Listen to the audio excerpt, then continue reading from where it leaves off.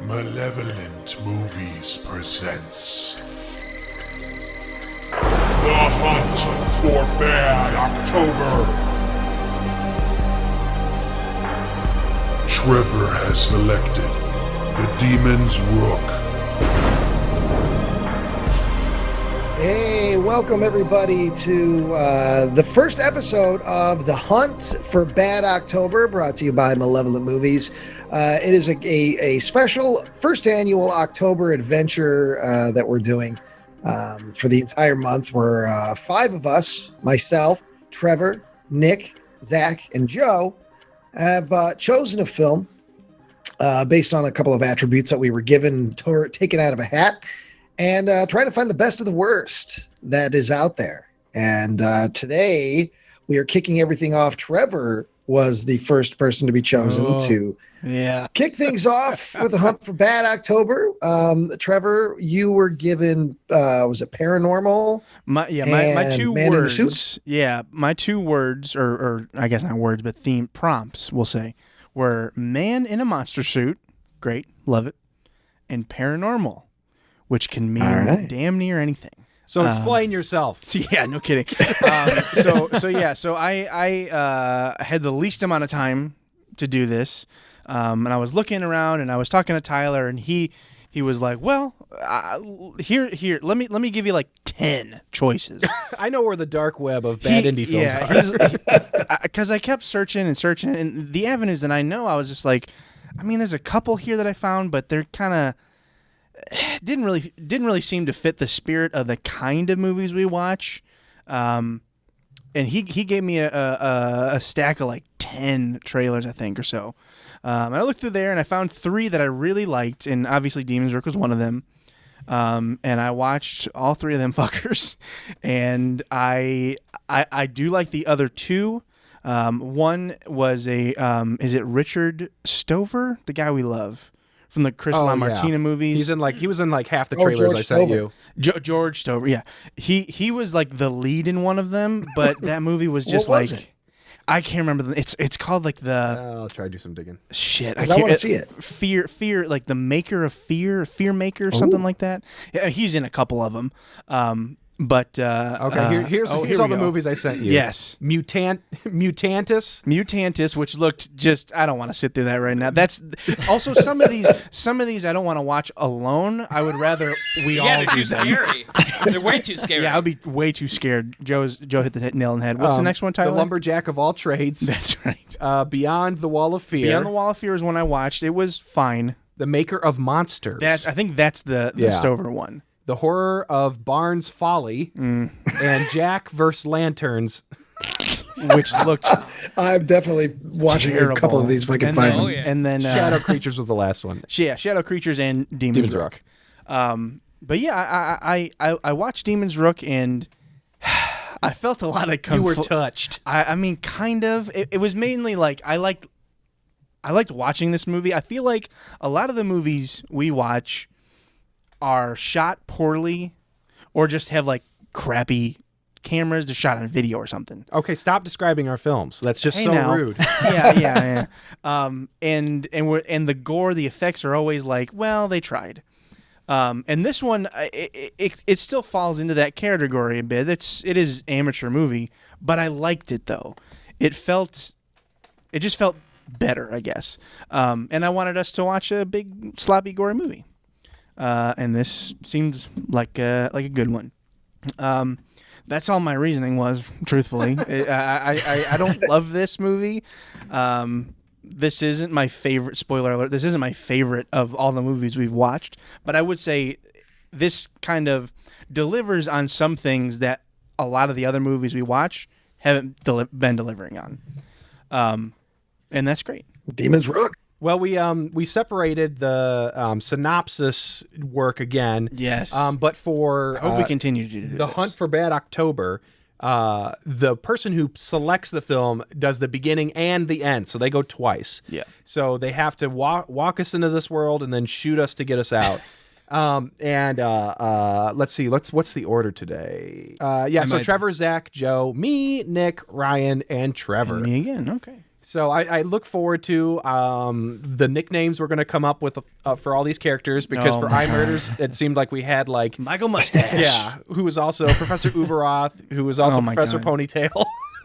Well, the thing is, I when I started watching the movie and I wanted to have the character names, I looked them up on Internet Movie Database, and the demon names make they're nonsense words, so I quit. I didn't even write down. Aside from the main demon, Dimwos. Yeah. The I couldn't tell monsters you all the other had names. similar to that, and so yeah, I kind of went off the synopsis headers that Tyler created when he gave us our synopsis. Like he's got one Quasimodo, so I continued. Quasimodo. Oh, you call it Quasimodo. Okay. Because it's a demon and Quasimodo. Oh, okay. Well, I just call him Quasi in my notes, but yeah. But they do have names. I don't know if anyone wrote them down. I don't remember a single name in this movie. No. Okay. Yep, my notes start off calling the character Roscoe, and then later I start calling him Deacon for some reason.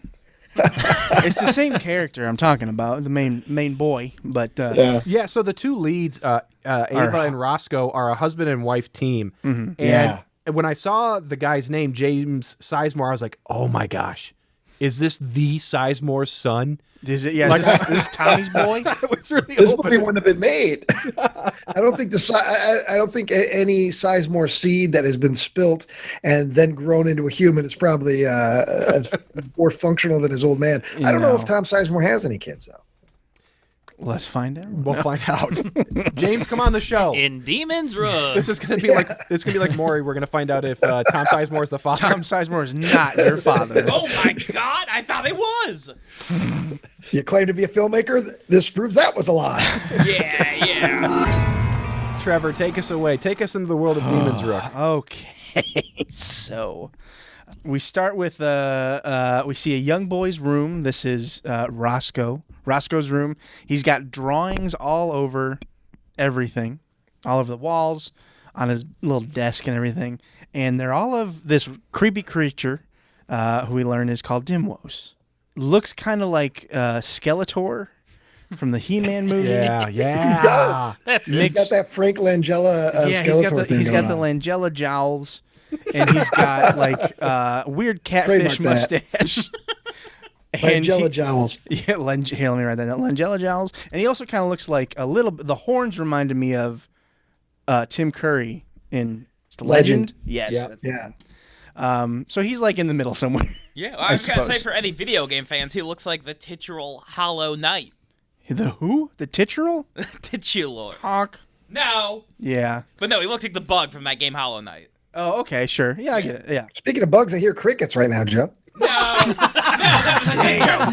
That was a good joke. I don't know that it was a joke more than like just an observance. It was worth it for Ryan's joke. Oh, so you set him up. It was an alley-oop. Yeah, you set him up, he knocks him down. Perfect. He goes to sleep, and that's when Dimwos appears and is speaking to him, if I remember correctly. And he's talking to his mom about, my friend Dimwos. Which I gotta say, the mom was being pretty cool about. Yeah. Like a boy who's drawing some pretty, dark Spooky things. Very supportive. And saying that, hey, they talk to me. Like, that's a progressive parent right there. Yeah, well, that's like I the really like the onset of relationship as schizophrenia. well. The most progressive character in this entire film. Oh, yeah, absolutely. So then he goes outside and makes his dinosaurs fuck in the yard. He's got these big giant things just slamming them together. And then I wrote down a creep drops off a little girl. I don't know what it was about seeing this man in that car with that girl. I got very nervous. Yeah, just set off alarm bells. I took note that I think both of the dads look like Farmer Fran from Waterboy. Yeah. At this point, I had to ask myself, like, did I just not remember my friends pulling their truck, like their dads pulling their trucks into my backyard to drop them off? Because, like, he literally pulls the truck all the way behind the house to let her out for some reason. Yeah. Did they not have a driveway, or did they already have the truck and they were like, we paid too much money to put the truck in the movie? He's short-sighted, and he wanted to make sure he could see his daughter go into the house. Yeah. That's good. Good call. Yep. So creepy old man drops off Ava, his friend. This is where I really noticed the ADR just going buck wild. Oof, yeah. Little did I know it was going to be ADR the entire fucking movie. Well, can or most of it, Tyler, go I ahead. want to hurl a complaint in already. Well, yeah, that's what we do. I really struggled with the sound design because my God, it's yeah. like, Yeah. okay, there's the layer of ADR, which, hey, that's fine. That's probably a much quicker, safer way to shoot your movie because this is visual heavy. Yeah. To do that all in post. I can understand why you want to do that. So the ADR, fine. But then it's like you had that. At the very bottom, you had the music. Slightly above that, you had like a layer of atmospheric sound. But there was so much that wasn't there in the middle. It was like you didn't hear like clothes rustling. You didn't hear like people walking through grass. And it was really off-putting. I really struggled with that. Where it's like if somebody was fighting somebody, yeah, you would hear the bones break or the flesh getting torn. But there was like I'm like, I feel like this is a play like happening on a stage, and like I'm only hearing what's going into the microphones. Yeah. It was very awkward. So that's my complaint. I'll get out of the way now. That's fine. Hey, you're part of this. Yeah, super hard audio cuts at this time too. There's one in particular that I remember where it just there's no even they're not even trying to transition between these two cuts. They It's forgot like to right in the blend middle it. of a scene, Yes, too. exactly. It's not like an audio cut between scenes. It's in the middle of a scene. It's just gone. Yep, just bam, music's done. All right, we're talking now. It's like, oh, okay. And this is where we are introduced to the neighbor character, who apparently is an artist. Oh, Barbara. Barbara is her name. Okay. Yeah, The because one she who- says, like, let me teach your son how to draw. And then we go in the house, and her drawings are worse than his. awful. Yeah. They're terrible. If she Yeah. spent a little They're less like- time eating entire pies and more time practicing her drawing. Those are homemade blueberry pies. Was there any context to that? Like, why was that like a setup Tyler, or something? they're homemade. I don't No. understand the blueberry pie. Yeah. If there was a setup, there was not a good payoff. payoff, or No. any Well, reason for her to be it eating was to whole. get like a shot of the pie falling on the ground and she going, ah, my pie. I mean, yeah. Well, That happened. if when she, spoiler alert, eventually dies, I would have loved it if a couple blueberries just popped out or something. Is this a bad time to say I kind of dug Barbara? No. I don't know thought- what a like, good time I would thought be. she was. Well, like, Ladies sexually, and gentlemen, welcome to the running theme of Malevolent movies, where Ryan picks a character that he wants to lust after, much like the nun of the Nun movie. The titular nun. I will always mention it if it's weird, if it's a character that is goofy or something that probably most people watching Demon's Rook probably, but not so much in the early scenes, but later on in the movie when she's having her freakouts. So we'll get to all that, and she's drunk. You just It's like working for him. You like people that are going through crisis. I think that's what it is. I like people I know that are like either surrounded by demons or being a demon themselves. So yeah. Yeah, that's it for me. All right. I believe. I don't know that there's any old Roscoe. Old Roscoe. No, that's it. Yeah, that's 14 minutes apparently. So that's the intro here. We got 14 minutes of just kind of hanging out. Well, yeah, I want to say I was really worried at first because I thought we'd be just following children the whole movie, and I was ready to get pissed off. But then No. luckily they get See, and him out of the way. I didn't know that they were going to be in it this much, because in the trailer there's very little of the kids, The which makes trailer sense. represents a more streamlined pop version of this film. Yeah. Because what you get is very lore intensive with lots of lingering moments. Yeah. And that's not what's in the trailer. No. Because it didn't hit me until I've watched this 2 1/6 of a time. I've got it on right now. And Ryan's gonna finish it. I here. didn't catch the Tribeca film at the beginning, the first See, time. Yes, that Yeah. threw me for a loop. I was like, oh, okay. Oscar-nominated Demon's Rook. It seems like a lie. So who's? Yeah, I stand by Barbara. I guess who's next? Is Zach? Oh, is Zach next? is. Yeah, I've got probably my favorite part of the movie, That's a good which point. is where it establishes the motif of the movie, which is if somebody's introduced that isn't Roscoe or Eva, they're just introduced to die later. Oh yeah. And that happens because my segment starts with wood being chopped, and then there's people putting together a campsite in the woods, and old Roscoe is born, and he like sneaks up to the campsite. That's right. And it's like they didn't tell any of the people that they were building a campsite. They just dropped a bunch of stuff because like there's one looking at a ton of wire. Like he doesn't know why he has the wire, and Their Roscoe plane sneaks crashed, and they're salvaging materials from it. It I thought maybe literally he just looks got, like, like all his that. fishing line tangled up, and he was trying to untangle it. And so old Roscoe sneaks in and he takes their backpack. And then I don't understand why they broke him getting dressed into two parts. Because he like sneaks like 30 feet from him, finds jeans that fit, and puts them on. And then there's a whole long time of establishing shots. And then they're like, here's a spider. We'll rack focus to Roscoe, which I don't know if you noticed happens like 5 times in the movie. Yeah. I don't know if there was something about spiders that I missed or if they just thought it looked good. There's this whole part of the lore that is maybe I just missed it. Nature is a big part of the movie, Yeah. Sure. but not really. But it doesn't really ultimately matter. Yeah, because like jumping way to the end of the movie, it's all about like the credits. We see all these creatures, or not creatures, animals, snakes, dogs, chickens, I think, or rabbits are like eating rabbits, because there's a rabbit wrangler in the credits. Yeah, are like eating the corpses of all the dead bodies throughout the They're movie. going back to nature. Yeah, like nature is reclaiming them.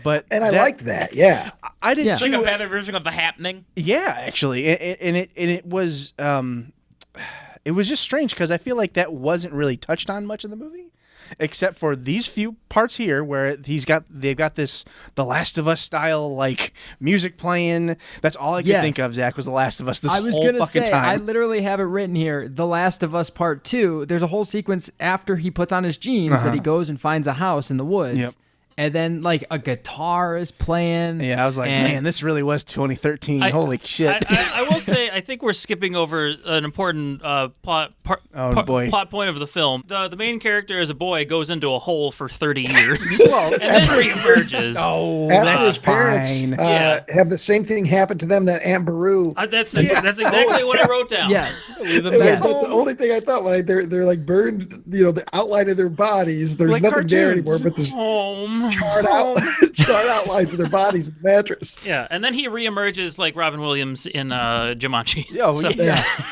It looks like it's coming straight out of a microbrewery. I was waiting for him to start talking about ciders and hops. And just for a visual reference, he looks exactly like Charlie Manson. Yeah, So, that too. Yes. No, and then the other thing I was Hippie confused long about hairs. was I'm not sure why like demons are such prudes with like nudity. Like I don't know why he came out like wearing a loincloth like Tarzan. Well, he was wearing his old jeans from when he was a boy, wasn't he? yeah, it was No, like it a was diaper like a weird, though. yeah, Partially, like a it's diaper. it is. It does kind of look like they had fashioned some sort of diaper out of his old jeans because he maybe outgrew them, but they didn't have a lot of clothes at like Hell's Costco or Hell's Kohl's. the dark so womb. they had to figure something out. Yeah, but like why would that demon boy need clothes? Just be like a naked little demon man. Well, the other You don't demons wanna are see wearing his wiener. clothes. Yeah, Joe, he's not a demon boy. no, he's but he's still being a raised boy. as a demon. Yeah, but when he goes into the hole, it's not like he was born an infant and then went into hell and that's all he's ever known. He's like 10 years old, 8 years old when he goes into the hole. I'm watching it right now, actually. Yeah. And so he has he's got a sense of who he is and he knows there's a world out there. But he does forget how to use a spoon to eat soup like the Beast in Beauty and the Beast. Yeah, lands on He his chucks foot, a there's this spoon weird to the bit. ground and starts just eating it with his hands. And he's a man after my own heart because that's a proper way to eat food, I think, to show appreciation. Oh, you wouldn't have eaten what she served in that bowl. That No, looked I like some wouldn't. sort of corned beef hash and Nasty. onions Yeah. and vegetables. Too sloppy. It wasn't chicken fingers. Can I have pretzels and cheese, please? No. Get you a nice cheese pizza. How about Didn't that? he mention too that all he was eating when he was in the hole was goop? He mentioned something about it Slime. specifically being slime, right? Yeah. Hot slime. He was like 7 years too early because nowadays, like kids are eating slime Yeah, they left and love right it. on the internet. They love it. Can't get enough. So he goes and he falls asleep in this abandoned house. He puts a shirt on finally and falls asleep. And then we get to meet my favorite boys of the movie. Oh, yeah. The good old boys who are in a house that was hit by a meteor. Is that right? Sure. Yeah, something like that. It's some complete freak accident. Like Yeah, just because one is saying he counts himself lucky that it happened. He feels like he won the lottery or something. And then one of them says, one says, stuff happens. I heard of a tornado that makes it rain and then something unintelligible and jelly beans. So I don't know what it's raining out of this tornado or where he heard about that. Whatever it is causes them to have a real hootenanny. Oh, Yeah. well, because then They start having a good time. this is the best part of the movie is when the boy is all excited because he's going to get engaged to Blueberry artist. It Really? is her. Okay. Yeah. Blueberry Barbara. We were discussing that before we started recording because like I didn't know that woman had a name. I just called her curly-haired nighty lady. This is where she gets the She'd name. probably be like at least, I don't know, 20 years older than him, right? Well, Yes. nothing wrong with marrying Nothing wrong a with that. MILF. I mean, no, I won't when judge, but when the youngest person is like 30 or above, I don't know that it matters so much anymore. I guess. What they do is there, and I don't know if you guys caught this either, but there's in the house, in Barbara's house, during that time period, or shortly after, we see a picture of Barbara and that guy. I missed that. And it's But the one weird of the choice is- funniest pictures. Oh, so It is a very funny picture. So spoiler, that's why he kills her. Well, no, Yeah, I think. and And he's upset about it. Yeah, that's why he's upset about it. Yes. That's why he kills her. Yeah. I'm That's gonna why he's marry you, upset. Barbara. Well, no, but Well- that arc makes sense now. Yeah. I was Yeah. wondering And it's- why we care about this hillbilly character and what. Okay, so I'm just. He was Why gonna is this marry demon sad that he Barbara. just killed his Yeah. lady? What They the start fuck playing kind of with movie that is this? feel- Well, what's funny about when they show that picture of him is that we've only ever seen him in a hat, and then you see this picture that they briefly show of him, and he's bald, and he's not wearing the hat, That's so why it's he like wears the hat. That's he's why I not didn't get it. recognizable enough to like recognize in the picture if you hadn't. Like I had to watch it 2 times before I picked up on that. But so he's gonna get married to the Blueberry artist, and they have this hootenanny. They're having a good time. One pulls out his harmonica, and they're playing a song and doing a jig, just like rednecks do.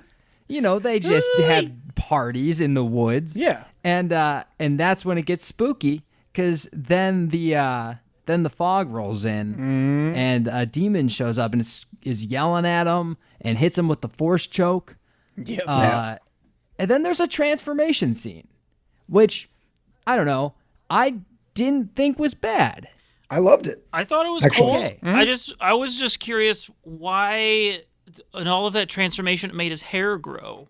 I thought That was weird. I thought that was a weird thing. Of all the transformations, that you can do, why make your hair grow longer? Well, because he was bald. Maybe it attacked his insecurity. They emphasize it too. Like we see a shot of Yes. it growing out. Yeah. Yeah. Makes Yeah, him better. they do the like the hair pull thing and then reverse. Yeah. And I wonder though, because when it comes to these horror movies, everyone's got their influences and they try to throw influence and stuff. The monster that this guy turns into, whatever we end up calling him, Quasimodo. I have Toxic Avenger. Yeah, yeah. Yeah, that's what I was gonna say. I have Tromagolem. That's what I was I gonna kept referring to him as Alex Winter. Freaks. like a combination between the Toxic Avenger, Sloth, and the main monster from the Funhouse. Like the eyes and the hair and stuff looked like it came out of the creature from the Funhouse. Yeah. And then the Sloth eye and Toxic Avenger, that's exactly what I put down. It seemed like it was like an amalgamation of 3 different influences. And they're like, oh, we'll kind of make it, as a sly wink, type of thing. I'll say there's like a bubbling effect that they did on him, like where he gets all these like warts and stuff. Yeah, that was good. And that was surprisingly good. Because it usually that's like they have like some giant Air bladders. rubber layer on somebody's face that makes them look completely bloated just so they have the room to do that. But it looked pretty natural. Like It it did was look like pretty flush good. on his face. Like it actually was happening. So kudos. Yeah, I watched love I that. watched that scene a few times just to see if I could like. I did. I love actually the went bubbling back. wart scene. I was I was impressed by it because I wanted to see if it was something that they did practically. I couldn't quite tell, but I think everything was practical. Yeah, I didn't right? see any CGI really in it. Yeah, I mean, nothing stuck out at least. Yeah, I don't Yeah. think they used any sort of like little digital things, even when the moments where later on that the hero has his like big He-Man moments where he has power, they just use light. It looked Yeah, like they did. Yeah. And Light and fog smoke. machine. They had a very large fog juice budget on this movie. Oh wait, actually, fog machine. there is one thing that's tangentially CGI, but I think it was just a still image. When the title hits the screen, I can't remember when that is. The full text of the title is almost like the entire height of the shot when it first hits, and then it just keeps growing. I thought that was very weird that it didn't start further back, so you had time to read it. It was kind of like the Demon's Rook, like we're in and out. I have a note on that also because I'm not sure, but I'm pretty sure they use the same font as the Goonies. Oh, well, Well, if there's a If film not, about it's pretty boyhood close. adventure. I'm on it. Yeah. I mean, maybe this is how they peppered in influences, just Similar, little. but not the same. Not on the poster though. Just in No, the pull up- credits. yeah, pull up the title. opening. Pull No. up the actual movie. When the- Oh. yeah. In the It's a different. Does anybody remember when it is? no. I mean, somewhere in the first 5 At minutes. the end too. At the very end, it also pops up again. It says Oh, Demon's right. Rook, right before the credits roll.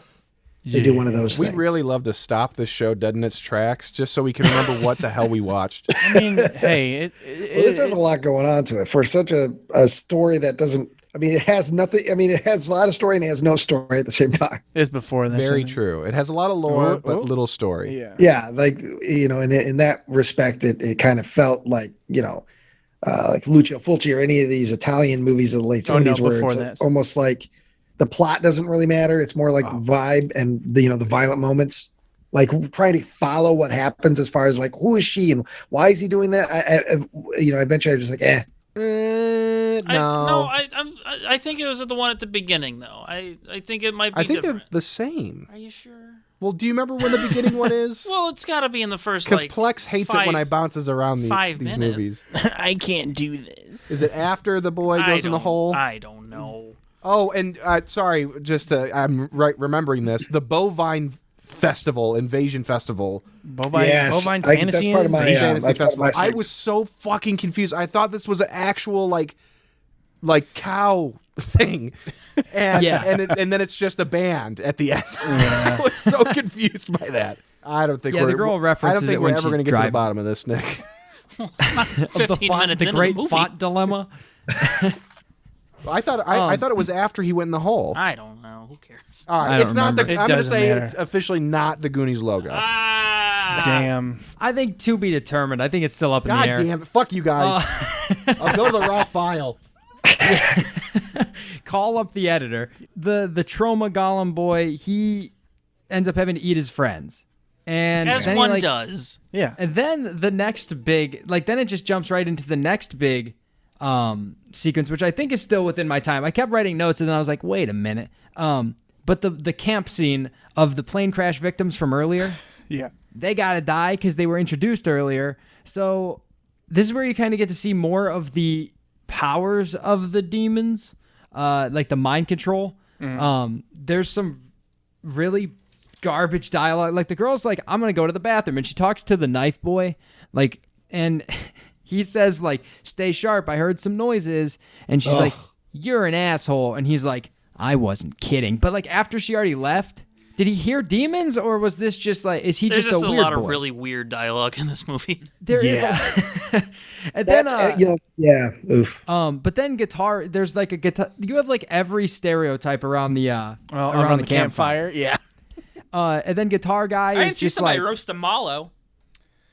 did you say nobody roasts a mallow? Yeah, I didn't see somebody roast a mallow. I think you're right, but that's not really This a isn't a stereotype. podcast about pointing out things we didn't see in movies. Well, I'm just saying, where are the mallows? They're grown men. Now that you mention it, we barely ever see the plane I'm crash. Joe. Where can I put the food reference? Yeah. There weren't any robots in this picture. I didn't see Giant Bug. So guitar guy is noodling away, and that's when he gets possessed and he starts playing aggressively, and his fingernails start to fall off.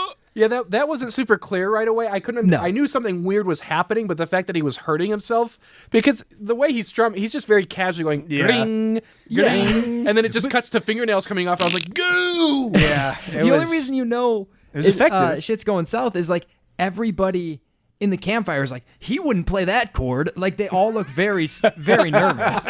He hates that chord. And then there's the possession scene of the demon using them as pawns, which I remember I wrote down here, is there a chess motif here somewhere where they trying to do because the demon's Rook, one demon uses people as pawns? Probably not, because I don't think they went that deep into it. Well, what's But- the actual definition of that word? Well, they're Maybe it more was powerful demons. pieces than the Rook.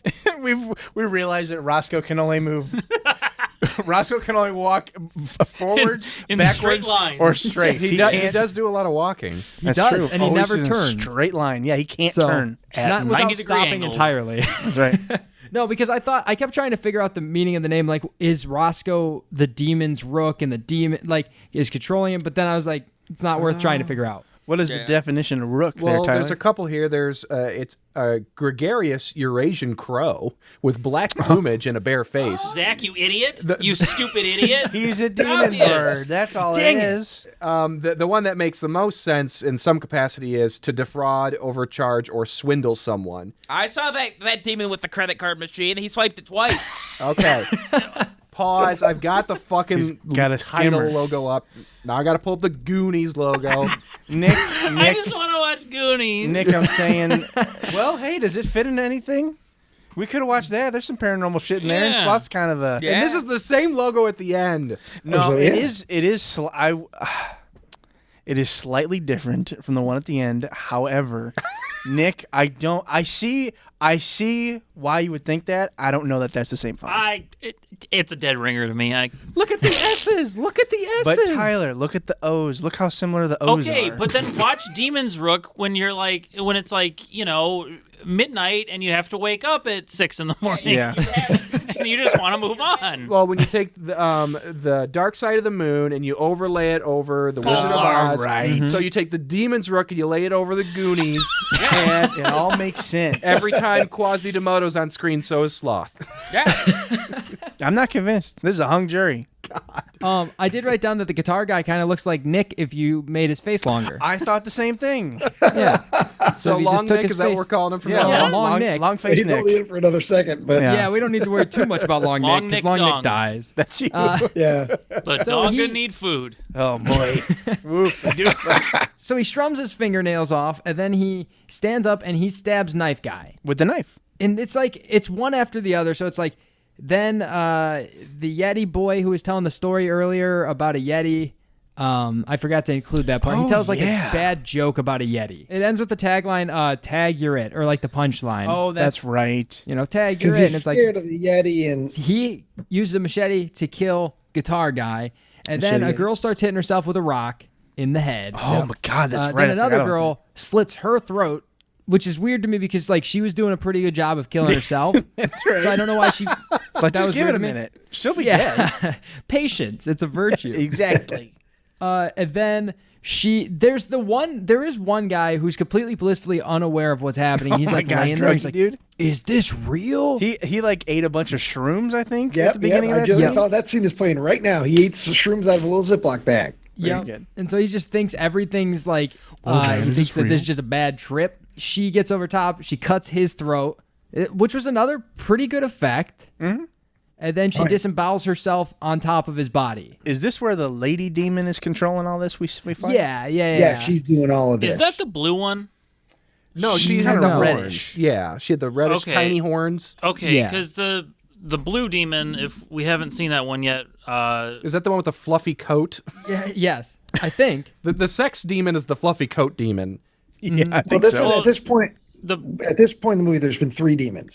so we've seen all 3 of them. Not at this point yet. There's the main Okay. demon, Dimwos. Yeah. No, there's Yeah. 4 then. Oh yeah. Yeah, there's 4 total. There's the demon that comes out of the ground that makes the house builders or makes the guy turn into Quasimodo Yeah. and kill his friends. And then it's the female demon that we later see has multiple breasts. Oh, She's yeah. the one that kills everybody in the woods. And then there's one more The demon sexy at demon. the end.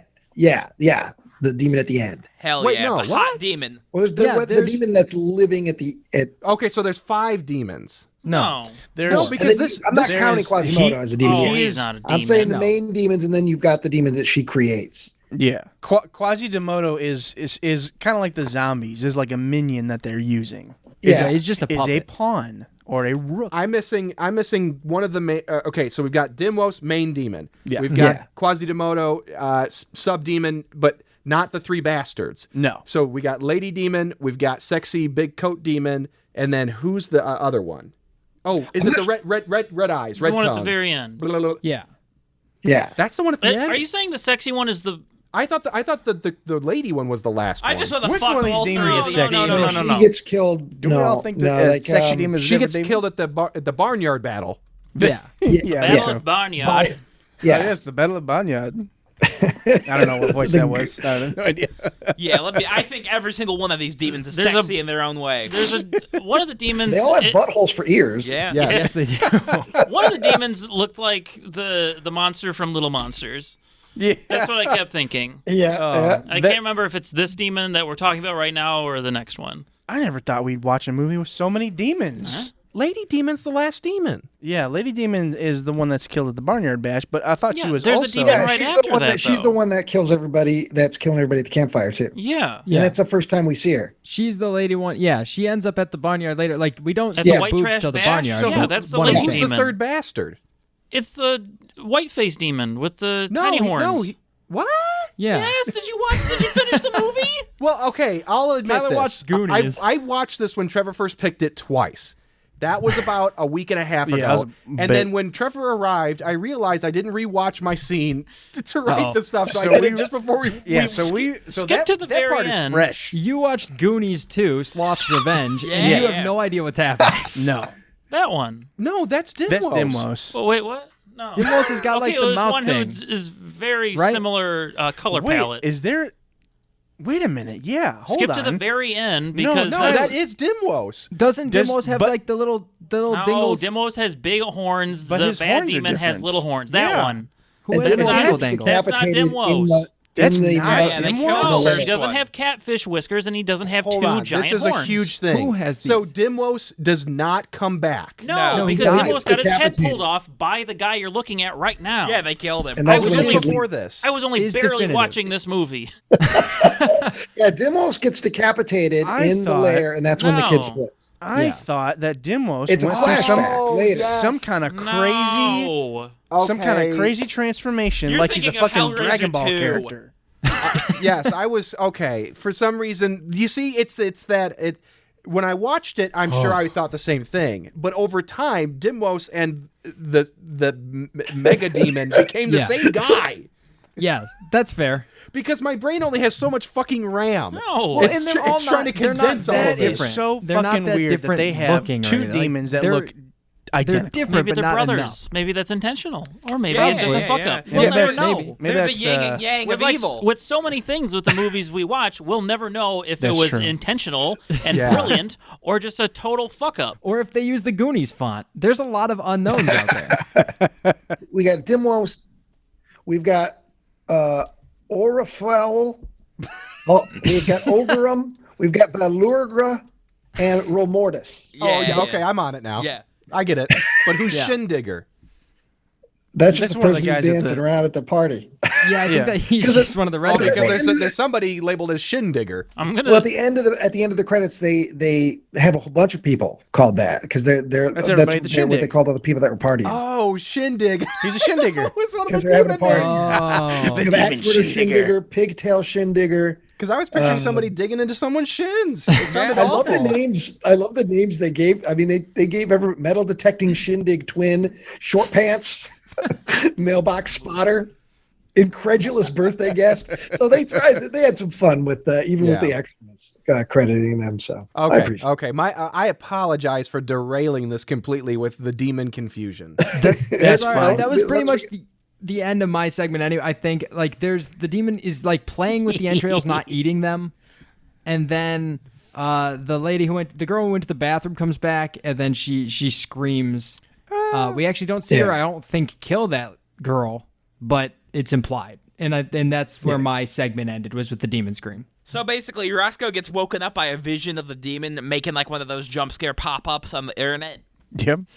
And then he sees his childhood friend Eva in a field, but then the spooky demon fingers Say grab that her. name again. Did you say Eva? We confuse our audience. Let's say Eva. Eva. okay. Yeah, it's Just because Eva, the rest Joe. of us are saying Eva. Okay, this is weird. I thought Ava. You're both pronouncing it weird. Eva. It's Eva. What did I say? It's You said set in Eva. the movie, guys. This is like when M. Night Shyamalan made The Last Airbender and mispronounced everybody. We're not reading off of source material. It was pronounced in the movie. So wait, what was I saying again? You said Eva, right? Okay. No, That's what I thought I said, and that's not right? no, I I think don't you were know. saying. I think at one point you said Eva, Ava, Mike. Oh, okay. but it's Eva. My cousin's awful grandmother's named Eva. And there's nobody named Eva. Never, ever? Nope. Never ever gonna get it. Okay, so I think that this shouldn't be a surprise because if you watch this movie, there are some very confusing things. So maybe this shouldn't be a surprise that we're debating whether or not it was the same logo as Goonies or same font. We're debating how many demons there Those actually are much more were. interesting things to scream about. Their concerns were elsewhere. It's not a making very this interesting movie. God, if the director ever watches this, he's going to be so fucking disappointed. Hey, we love your facts. But if you are disappointed, but reach out. We'll interview you. No, interview us why we're so fucking stupid. Did you consider using the Goonies font? Did you know? He's like, how come you didn't talk about the other 4 demons? What? Yeah, there's 8 of them. These spooky demon hands come up and grab her, and he wakes up again. So then basically he remembers that one time Ava gave him a big marble. And he It sounds hit it. stupid when you're describing it. Yeah, he hit it in the brick wall. He had a brick wall hiding. Yeah, it's really cool compared to what you just said. Well, yeah, so like basically Yeah, Zach. he remembers that he hit it in a brick wall, but then he doesn't really do anything with it. And then we see a demon corpse rising ceremony, where basically all the graves are just wooden crosses for some reason because they couldn't buy granite-looking ones. Nope. And then he reanimates about 20 zombies. So Roscoe leaves the home, and they do the Evil Dead zoom in on his face. And then Eva's painting, and their dad is working on this Halloween costume at like age 50 or 60. That's such a weird sequence. She makes a comment about him keeping it in his pants. And at Yeah. first I thought, oh, this must be her much older boyfriend, but then it's her dad? So Yeah, she it's her says dad. something about, Yeah. like, he's like, maybe you come out and party with us this year. And she's like, well, if you and your friends could keep it in your pants. I'm And it's just like, saying, he's a Drunkenly creep. pissing all Keep over. it in your pants, Dad. what kind of awful. party are these guys having? It's weird that she includes her dad in that whole thing, you and your friends. I can understand if she'd be like, well, I'm not going out there because your skeevy older, work Right. buddies say shit to me. But when she says includes him in that, made it a whole other thing. Right. Is he the one who says rubble ruckus? Oh, yeah. Yeah. Okay. Yeah. They live in a really weird, like, their house is, it looks like an art shop that you'd find in the middle of town of Ottawa, because like it's so colorful and weird, and she's just painting everything, but she's also clearly not allowed to paint the stuff, like, because she keeps just doing these tiny lines on the things because she's not supposed to add to it or take away from it. I felt so uncomfortable, like she had been kidnapped and this old man had convinced her he was her daughter. There's a whole story under there. Well, and you know what? He was being a good kidnapper. He allowed her to create her own space. Yeah, Yes, exactly. it's only 10 feet by 10 feet, and she has to shit there, but at least she got to draw some trees on the wall. Yeah, That's she where got she got the paint. paint for the trees. But this also launches into what initially I was really into, which was like she puts a record on after her Yes. dad leaves. And at first I'm like, damn, this is dope. What is this? And Lisa's like, ooh, it's like a Monster Mash ripoff. And I'm like, yeah, I loved it. And then when there's some action that comes that I'll let Zach explain, and it cuts to like a guitar-styled, more action-y riff of it, but it just keeps playing the same, like 2-bar progression over and over and over again. And I was like, dude, I fucking loved this at the beginning, and now I fucking hate it. Like, Well, it's like NES games. They didn't have enough like RAM for all that sound, so they just have one title theme and they play it over and over again. Sure. yes, because he edited this on an SNES. Yeah. I mean, hey, use what you Yeah. got. I filmed it with he the had. Game Boy camera.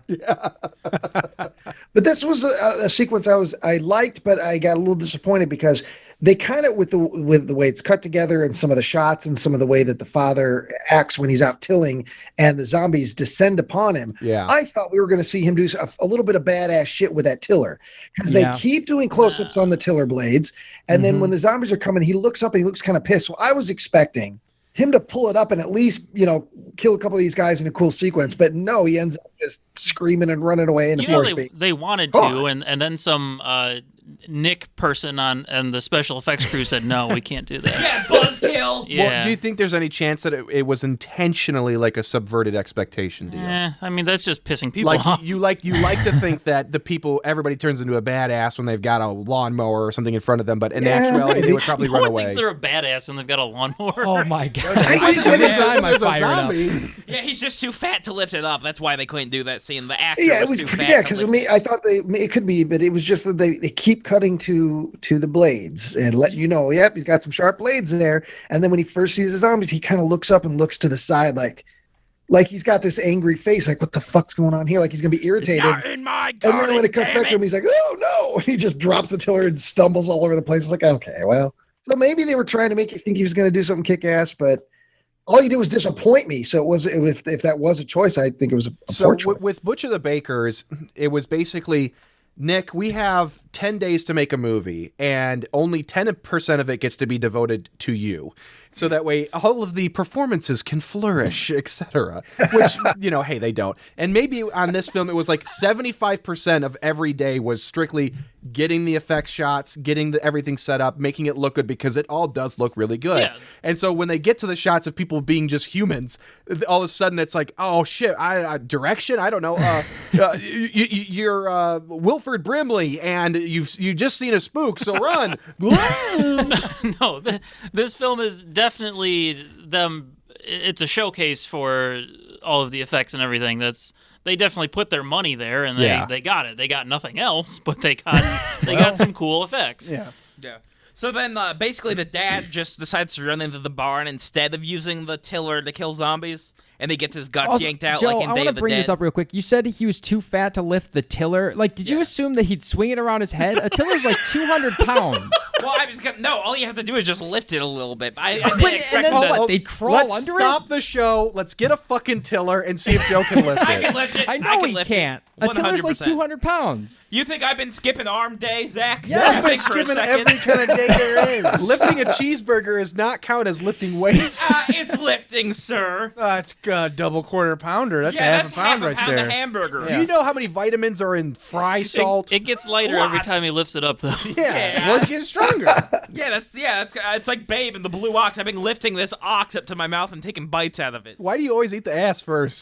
because it's so tasty and it makes poopy in my mouth. That's why. All right, The only Joe. kind of roast Joe eats is rump roast. Yeah, it's the first part that goes bad. No, Joey love Buddy. no, absolutely not. love No, Buddy. no. I eat the cow's groin. Thank you. The groin tastes the best. first, Ryan. I just chew on those nipples that milk come out of.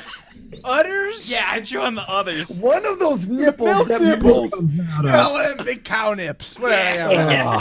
Floppy nippies, I Right call off them. the tap. I like Yeah. to get. What's next, Joe? Eva sees her dad dead and shoots two of the zombies with Come like a here. rifle. Yeah, she's not too upset about it for a while. Nah. Yeah. No, it's like actually I don't even really remember her reacting to it other than No, after she gets the gun and gets back outside, it's like it's over. He's gone and she's moved on. later on, She's she just has mad. she reacts to it, but not for a long time. She's I think she's doing okay. upset.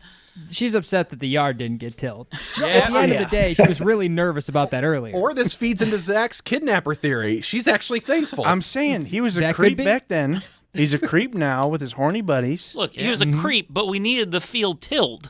Yeah. That's true. Who else is gonna get the tomatoes ready? The maters. I don't know. Not him anymore. Yeah. That's for sure. So basically, the zombies transform from the really cool Romero kind into the really dumb 28 Days Later running kind and give chase. Yeah, they went from Yeah. I have that down too. They went from shambling to full on sprinting, and I was And they have healthy, normal living hands.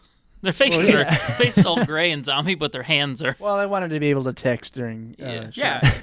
And then Treat basically, she's able to get into a truck and drive away. So she almost runs into Roscoe because he's just like shambling in the middle of the road, not really paying attention. And then she's not paying attention either. She's probably looking down, texting or something. well, she wasn't. We watched the movie. Yeah. Well, I'm just saying. yeah, Jesus. Her father died, and she was spaced out because she just saw zombies for the Yeah, first time ever. Or she had to text, "OMG, my daddy dead," to her mom.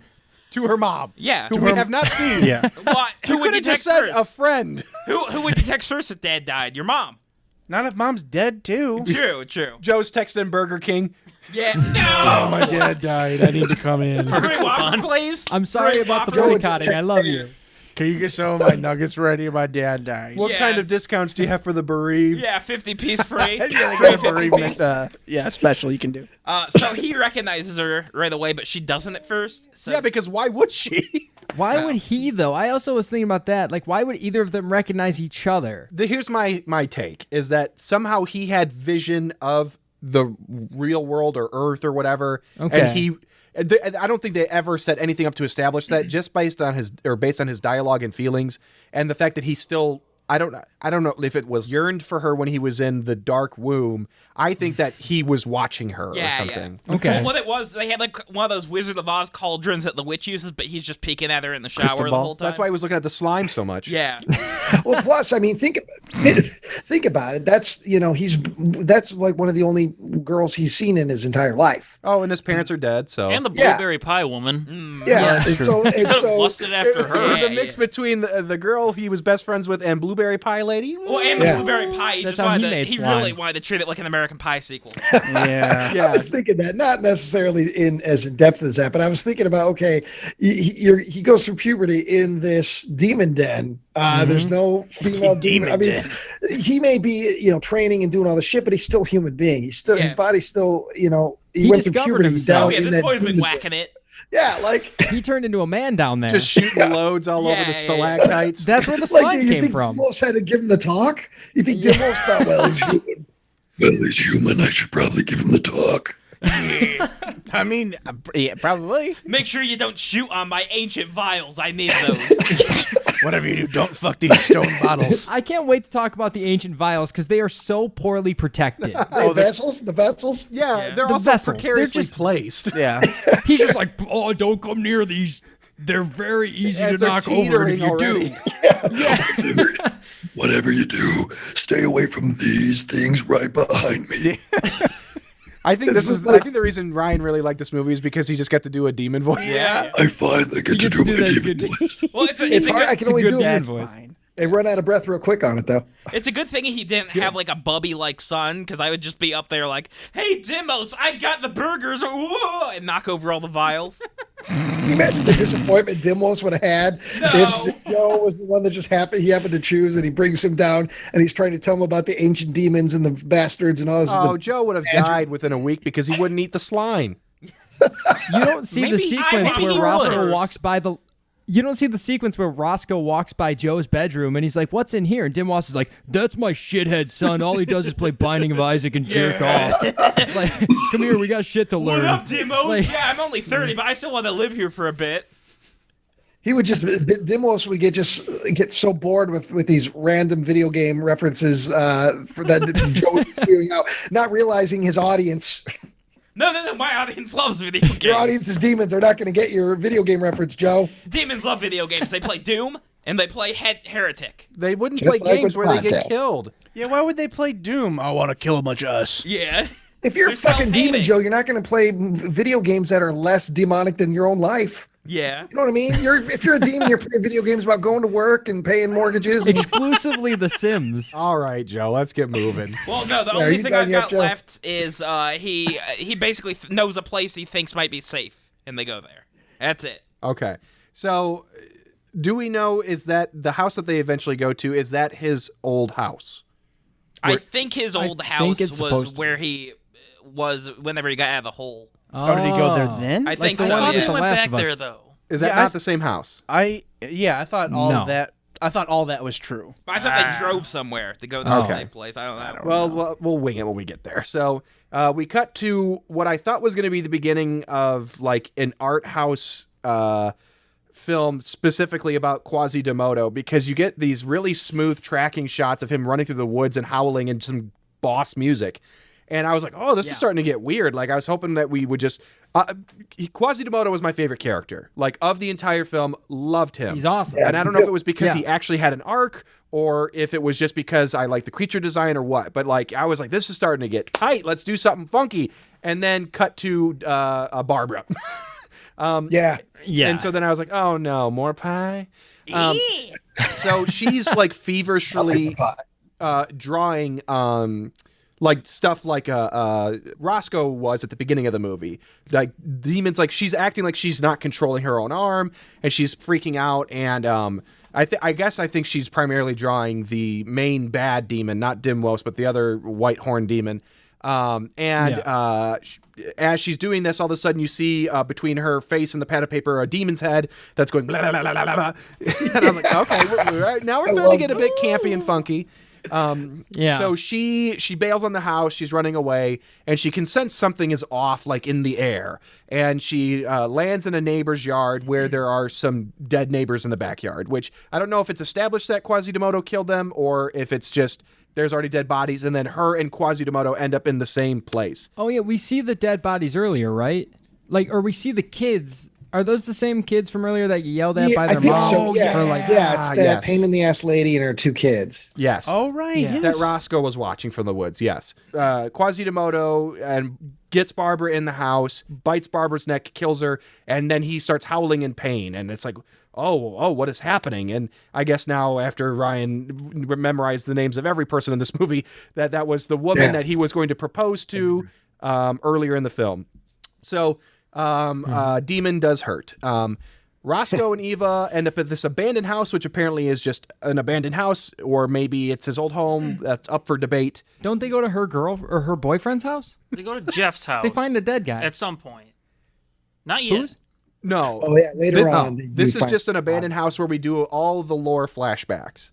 Yeah. At least that's Oh, my yeah, take yeah, on yeah. it. So, because Eva wants to know, like, what the fuck is happening? Where are you from? Where have you been? What's the context? And what is the exposition of the film? What's the slime one. situation? Yeah. Have you been in a pit, Oh boy? yeah, that. Have you been in a pit? So they touch fingertips. Reminds me very much of the lovemaking scene in Coneheads. So anyways, because I fucked up. I was supposed to rewatch my scene because I knew that I got stuck with the lore heavy bit and I forgot. And so I did it just before this and I learned a lot. Yeah. Okay, so flashback to Dimwos and little Roscoe in the dark womb where Dimwos trains Roscoe by eating slime. And a lot of this I'm about to say is just verbatim taken from the subtitles of the language that Dimwos and eventually Roscoe speak. So they exist in the womb of the Dark Mother. Dimwos is somehow cosmically Roscoe's brother. There are many others of their family that are stretched across many worlds. They're all raised in the dark womb and blessed with powers to keep creation balanced. They are the guardians of the cosmos. There are bastards of the Dark Mother who blaspheme her. And Dimwos has them there's 3 specific ones in vessels in the dark womb that they are in. So Dimwos is like, essentially he's the guardian of those vessels and he's looking for someone to keep the vessels after he is gone. That's why Roscoe is there. He selected Roscoe. And there are 3 other, and the 3 bastards are enemies of love. He says that. Mm-hmm. So Roscoe hears a bastard talking to him after he's aged up until when he's an adult. And he's like interacting with the vessels and Dimwos gets super pissed. And Roscoe's, he's talking to me. It's promising great rewards. So he's being tempted. Oh shit. Is there like some sort of Jesus shit going on here that I didn't realize? Oh, yeah. Okay. Why do you think he looks like that? I think so. Because I thought he was a hillbilly. So hillbilly Jesus and Dimwos are hanging out, and Dimwos gives him the power. I think it's he says something ambiguous like, "I'm going to give you great power that like you can't just learn." And I think it's like the power of sight. Something cannot be taught. Yeah, something that can't be taught. And I'm guessing it's like the power of giving him sight, like the knowledge that Dimwos has that Roscoe doesn't, because I'm sure he's like, oh shit, this boy's growing up, but he's not doing the right thing. I'm gonna inject him with some of my Dimwos, and maybe that'll set him straight. And those are the Dimwos. And what I'm guessing is a miscalculation. Dimwos shows him too much because Roscoe now knows what happened to his parents, and Dimwos killed his parents. And he's upset. He wants to see Eva again, and Dimwos is like, no. So just chill, or we should meditate. He keeps telling him we got to meditate. Let's meditate on this shit. So Roscoe gets pissed. He breaks the vessels, releasing the bastards. And Dimwos says something like, oh, the evil is unleashed, or something like that. Yeah, we're fucked, bro. Yeah. And so you goofed that one up. Dimwos escapes the dark womb by running through colored light and smoke. Yep. And I'm done. That's it. I'm out. So I don't know if anybody has anything to add to that. That's like 16 minutes of this movie. Yeah. There's one little piece in there, and it's not plot driven, that I made note of. And it's early in the flashback sequence when Roscoe's still a kid, and he talks about how he wants pancakes. His mother, he wants to eat pancakes. Yeah. And Dimwos says, that racket makes my milk sour. Yeah. So Yes. Like he the pancake racket? just calling the pancakes English. racket, the crap, that crap. So what? Oh, I thought he was talking about him using English, because then he only speaks in their language after that. Oh, well, maybe. Which because I wrote down specifically, it's funny that there's not a word for pancakes in the demon language, but there was for Gotcha. milk. You're right. That's probably what he meant. I was thinking that he had made pancakes at one point to appease the child early on in the tenure, and he'd eaten the pancakes and it messed up with his digestion. And I guess these demons also produce milk, and it fucked up his milk. And I was like, that's a great line. That created like an entire world of Dimwos. Dimwos didn't know how to make pancakes, so he went to a Waffle House, had a very bad experience, and said, "I'll never again." Yep. Well, They had to make the pancakes with slime. Well, then maybe Roscoe. Nick, are you up? I guess. Okay, so this is right after all of the exposition in the film has been exposed, and what's her name? Eva. Evie. She is just seen his entire life. She's seen all the exposition we have just seen, and she is very upset. And now she is blaming Roscoe for the death of her father. Now she's upset about it when she didn't really care before. But she blames him because him doing all that shit and leaving the dark womb brought that evil there, which, she's Not domino wrong. effect. Yeah, good job. Meanwhile, the Toxic Avenger, the Quasimodo fella, he has found a marble, the marble that we've seen before, I guess. And nothing really happens with it. So then we go back to the other characters, and they go to Jeff's house, and Jeff is dead. Jeff is very dead.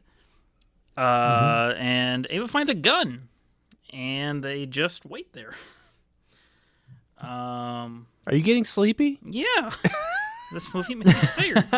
That Dimwos milk. Some of that Dimwos. So then we go back to more hillbilly caricatures, and they're out hunting, and they're with bows and arrows, and the demon, whichever one, I can't remember. I think it's it doesn't matter. What part? What's happening now? It's the hillbilly caricatures out in the woods hunting, and the mind control demon comes and forces one of them to kill the other one with bows and with a bow and arrow, and he just keeps shooting him over and over again. Shortly after that, we find more characters added into this film. Two random girls are driving, listening to noises. Yeah. So they see Austin, the hillbilly who just killed his friend. Yeah. They stop and start talking to him. And he starts shooting them, so it's almost like they didn't matter at all either, because they're immediately gone. So I guess it's just important to see that Austin is this brutal monster now. But then the zombies show up. So the demons' things, their pawns, I guess, are now interacting because the demons show up and start feasting on the girls' dead bodies, because why not? So I might be looking too far into this, like I like to do for some reason. Okay, so we've got the demons, all right, and they all or some have the capacity to control the mind of other humans. So, and they're zombies. So my take is they're there to spread evil. So you control the mind of a human to get in with other humans. They start killing each other, providing food for the zombies, thus propagating the mess even further. Yay, nay, or should I just go? I think I just took that it makes as sense. I just took it as each demon has their own unique power. One can conjure the dead and make them walk again. One can that's better. control the minds of others. I can't remember what Let's the go with power that. Let's go with- power of Well, the the other third one one was. can make people naked. I mean, yeah, that's all I can really think of. I don't know what That's all it does, that one really. does. But yeah, I think they all have their own unique set of powers, and then we start to see those consequences of those powers start to dribble over into other scenarios, and start to see the zombies show up in one and the other, and it all started to converge. So we're back at Jeff's, and they're eating Jeff's chili, but Ava makes it sound like she like. I don't think that she claims that she like is a good cook and that she made this food, but like when would she have time to like make a big pot of chili?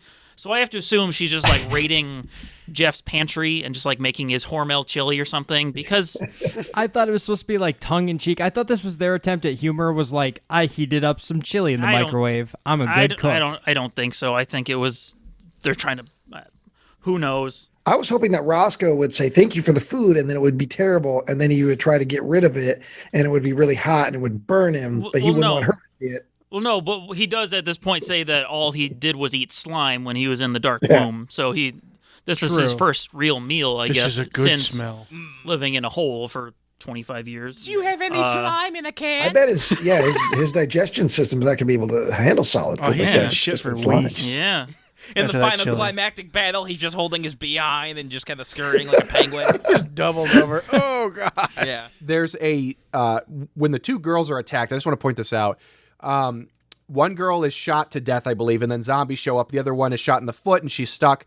And a zombie comes and bites her neck, and it is the best neck bite flesh rip I have ever seen in my fucking life. It's good. really good. The only problem I have with it is every time they do that effect, it does the flesh definitely just looks like a Well, yeah, it looks like rubber, like silicone. piece of. I thought it looked legit. I'll have to It looks, disagree. that one's a it looks wide good. shot. The tearing motion and everything. I wish that it wasn't like flesh toned on both sides, because that takes away from it. Kind of looks like they're just I get eating what you're like saying. I get what ripping you're saying. a flesh-colored balloon off of her neck. But Yeah. other than that, yes, primo. Like, we're not used to it looking that good for these kind of movies. Yeah, our expectations are it like wasn't as good as anything in Day of the Dead with K&B guys or Savini, but it was for this kind of shit. Yeah, I thought it was very impressive for Yeah. And it's just what the we're same. watching. Yeah, It's just the director that did these too. If my research is correct. I believe so, because it's a husband and wife, and on their social media, I kind of did some digging. There's images of them molding Dimwos, or maybe the main demon. It looks like they did most of the creature effects, etc. So it's pretty much like 5 people. Like, if you watch the credits, it's like this, similar to our stuff. It's a lot of the same 5 or 6 people. I mean, everybody had their hands in everything. So yeah, I take it as more that these people are special effects people, and they wanted to make a movie to showcase that, and it definitely shows, because that's where all the money goes. Yes. because his wife has been in a handful of episodes of Walking Dead. The Walking Dead. So I know they shot this in Georgia, so that makes sense. As people will find out, when we get to our rating at the end of the episode, that the movie looks fucking great in every sense of practical effects, cinematography for the most part, atmospheric building. They nailed it. My problem with the movie is, like, I genuinely think if they had good lighting, this movie would be a tier above what it currently is. And a better script. The cinematography, and a better script. But a lot of movies look good with a bad script, and like this one, the shot selection is actually really good, and a lot of the effects get pulled off really well. But then you come to this point where, like, because there's a lot of tracking shots, there's a lot of crane, jibs, good wide shots, but like the lighting is all like they only had a light. Like, I'm watching it right now, and they're sitting there eating the chili, and it's clearly one light pointed directly at them. It's the moon. It's always the moon. The moon, speaking of which, the moon is a whole different color of blue in this movie than I've ever seen. So he forgot how to eat with a spoon, and we go to a party, and there's a makeout sesh going on, and the kids are playing Jumanji, and they won't stop talking about cake, which at first I thought, is this like a euphemism? Is this like a drug thing? But no, they're just waiting for cake. They're really excited for the cake, which I can understand. I get it. Trust me, I understand. Cake's delicious. Maybe. So that's set up for the party. We go back to Jeff's, and the Archer hillbilly, he shows up, and they have Roscoe like exorcises the demon out of him, I guess. And then they leave and go to some other place to do more exposition, I'm sure. Let's see. Okay, so then we're back at the makeout sesh party, the cake party, and the blue demon shows up. And the blue demon really wants to see some teas. So after killing the men in the room... he's just so thirsty, and he likes a good tea with some sugar and honey. Blue demon kills the men, sees the teas, and then Roscoe shows up and just like blows him away. Like he didn't... That was very quick. Very anticlimactic. Just like, so this is what he does. He just shows up and there's no big fight. There's nothing. He just Well, he walks up to the window. Yeah. And Yeah. like a flasher would, throws his arms out, and then a bunch of light. Yeah. There's a shot when I was rewatching for this. There's a shot where the little kid does that, where it's like apparently Yes. some sort of power move that he's learning. Yeah. He's taught. Dimwas shows him that in the demon's womb or whatever. So it's almost like we didn't need the gratuitous bush at all. It was I think we did. unnecessary because it just gone right away. So Other than to see boobs, did the demon have any more? Because he once they take off the clothes, he's like he's exactly how I assumed Joe would be if a woman did exactly that in front of him. Because the demon doesn't act on his tongue; it just stands there. he's just there. The demons each have their own unique motivation, and his is just to get laid. even just to he's stare the at him hero like. Well, he's doing something with his tongue. He raises the one girl up. I think that I think he starts talking to her in a crazy language. He does. Which I turned on the captions to see if there was actually anything, and it just said demon talk. It literally said demon talk. speak. Demon talk. Yeah, I think he was planning on having them be minions of his or something until he gets interrupted. maybe he's just here for a good time, not a long time kind of thing. He's just here to see some boobies. He knew his time was numbered. He's like, finally, Earth. And that's all I got. That's it from Nick. All right. Where did you stop, Nick? The demon got blown away anticlimactically, and we saw some beeve. Yeah. And that was it. Yeah, there was enough wool to knit a sweater. But That's how this demon gets his sweaters. That's finally got what I it, know yes. what happened. whatever. This is crass. Getting pelts. I mean, yes, look. Yeah, so Roscoe does his big He-Man, I have the power thing, blows up the horned demon's head, and the other two demons are still alive. The purple demon with all the boobs, and then the other multiple horned demon. They hear it, and they react to it. Like they're elsewhere, but they sense what happened, that their guy has just been killed, and then it also effectively kills the women. They're now, that were at one point possessed, now they're dead. Yeah, there's no coming back from whatever possession that this demon does. You No. Yeah, it's done. start bleeding from your eyes, and it's over. And so the multiple horned demon, the white-faced, he's in the graveyard. He hears it. And so he starts gathering zombies. He starts pulling them out of the ground, and he says to one of them, find and kill the marked one. So he's sending this army now. Now it's not just like a random running around town killing people. Now there's a mission. Send out and find Roscoe, get Roscoe. Then, as we do with Demon's Rook, we cut away from the main action to be introduced to new cannon fodder, new people to die. And that's what happens. A couple of rednecks and a girl are driving around in a truck. They're looking for a house party. They find the house that they're looking for, and there's a dead guy in the yard. And no sooner do they discover that this guy's dead. He's not just dead drunk. He's a corpse. Zombies show up. And one head gets twisted all the way around. It's a good little gig, or a good little gag. A gig and a gag. A goof and a gallant. And neck gets ripped open, and the girl fares a little bit better. She gets part of her face ripped off, but she fights for a while. Puts up a better fight than the two fellas does, but eventually, she's pulled off screen and presumably eaten. Well, Roscoe and Eva, they're just wandering around. They, after killing the one demon, they were still wandering the woods. And they come up on the zombies, and Eva kills a bunch of them. She does her best. And at this point in the movie, it keeps cutting to this demon, and he keeps saying something. It sounds like Yukon. Yes. What was Yukon? It's probably just silly language, but it sounded so specific to Yukon that, again, I turned on the closed caption because I was hoping for some reason, but no, it wasn't. It was nonsense. But it sounds like he keeps saying Yukon. Buy a Yukon. They like potatoes. So Roscoe, Eva shoots some of these zombies, but Roscoe uses more of his power, more of his force. He's basically putting his hand out there, and these zombies are getting killed. No, hold on a second. He's surrounded by zombies, and while Eva's firing the gun off and eventually runs out of ammo, he's standing there using force power, and eventually he explodes the head of one zombie. Yeah. So it's like 30 seconds of buildup. I'm like, dude, you are fucking surrounded. That move is not worth it. Get the arm open, body exploding move out again. Yeah. Or at least use your hands. Put some paws on these guys. Come on. Just start swinging. Slime. I know it's got good protein. I mean, I assume he couldn't do the big power move because there's some sort of power drained him or whatever. drains him or whatever. Yeah. So they kill that zombie, and Eva kills a few, and they get the hell out of there because they know they're outmatched. So they literally slink between them as they run out. They become slow zombies again instead of. If they were lucky, they weren't fast zombies at that moment.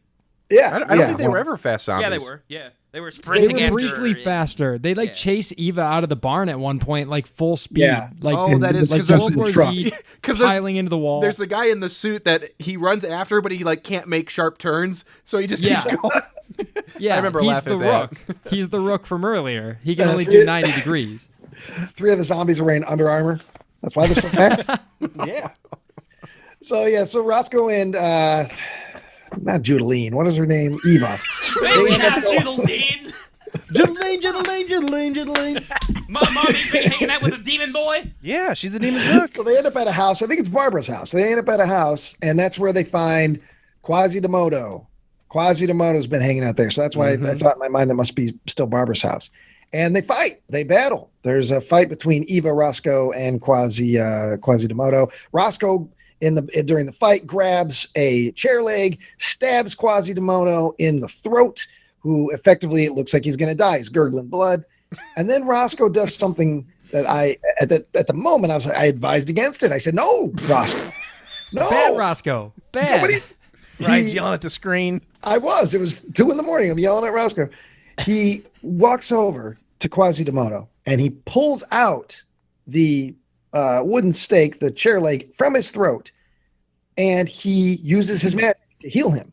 He heals the wound, effectively saving Quasimodo's life. But Quasimodo, apparently this crook makes him now on Roscoe and Eva's side. Yeah. I don't know if it's because he owes him a life debt. That's what I couldn't understand is, did we have to do that? Why couldn't they just, I mean, I guess it's, if you want to do the effects, I guess that's the purpose, but they couldn't just have like a quick conversation about mutual pancake love and then be like, oh, you're not too bad. Yeah. I remember pancakes too when I was human 6 hours ago. I remember when I was a boy, blueberry pies. Do blueberry pies ring a bell to you? As far as the eye can see. Starts crying.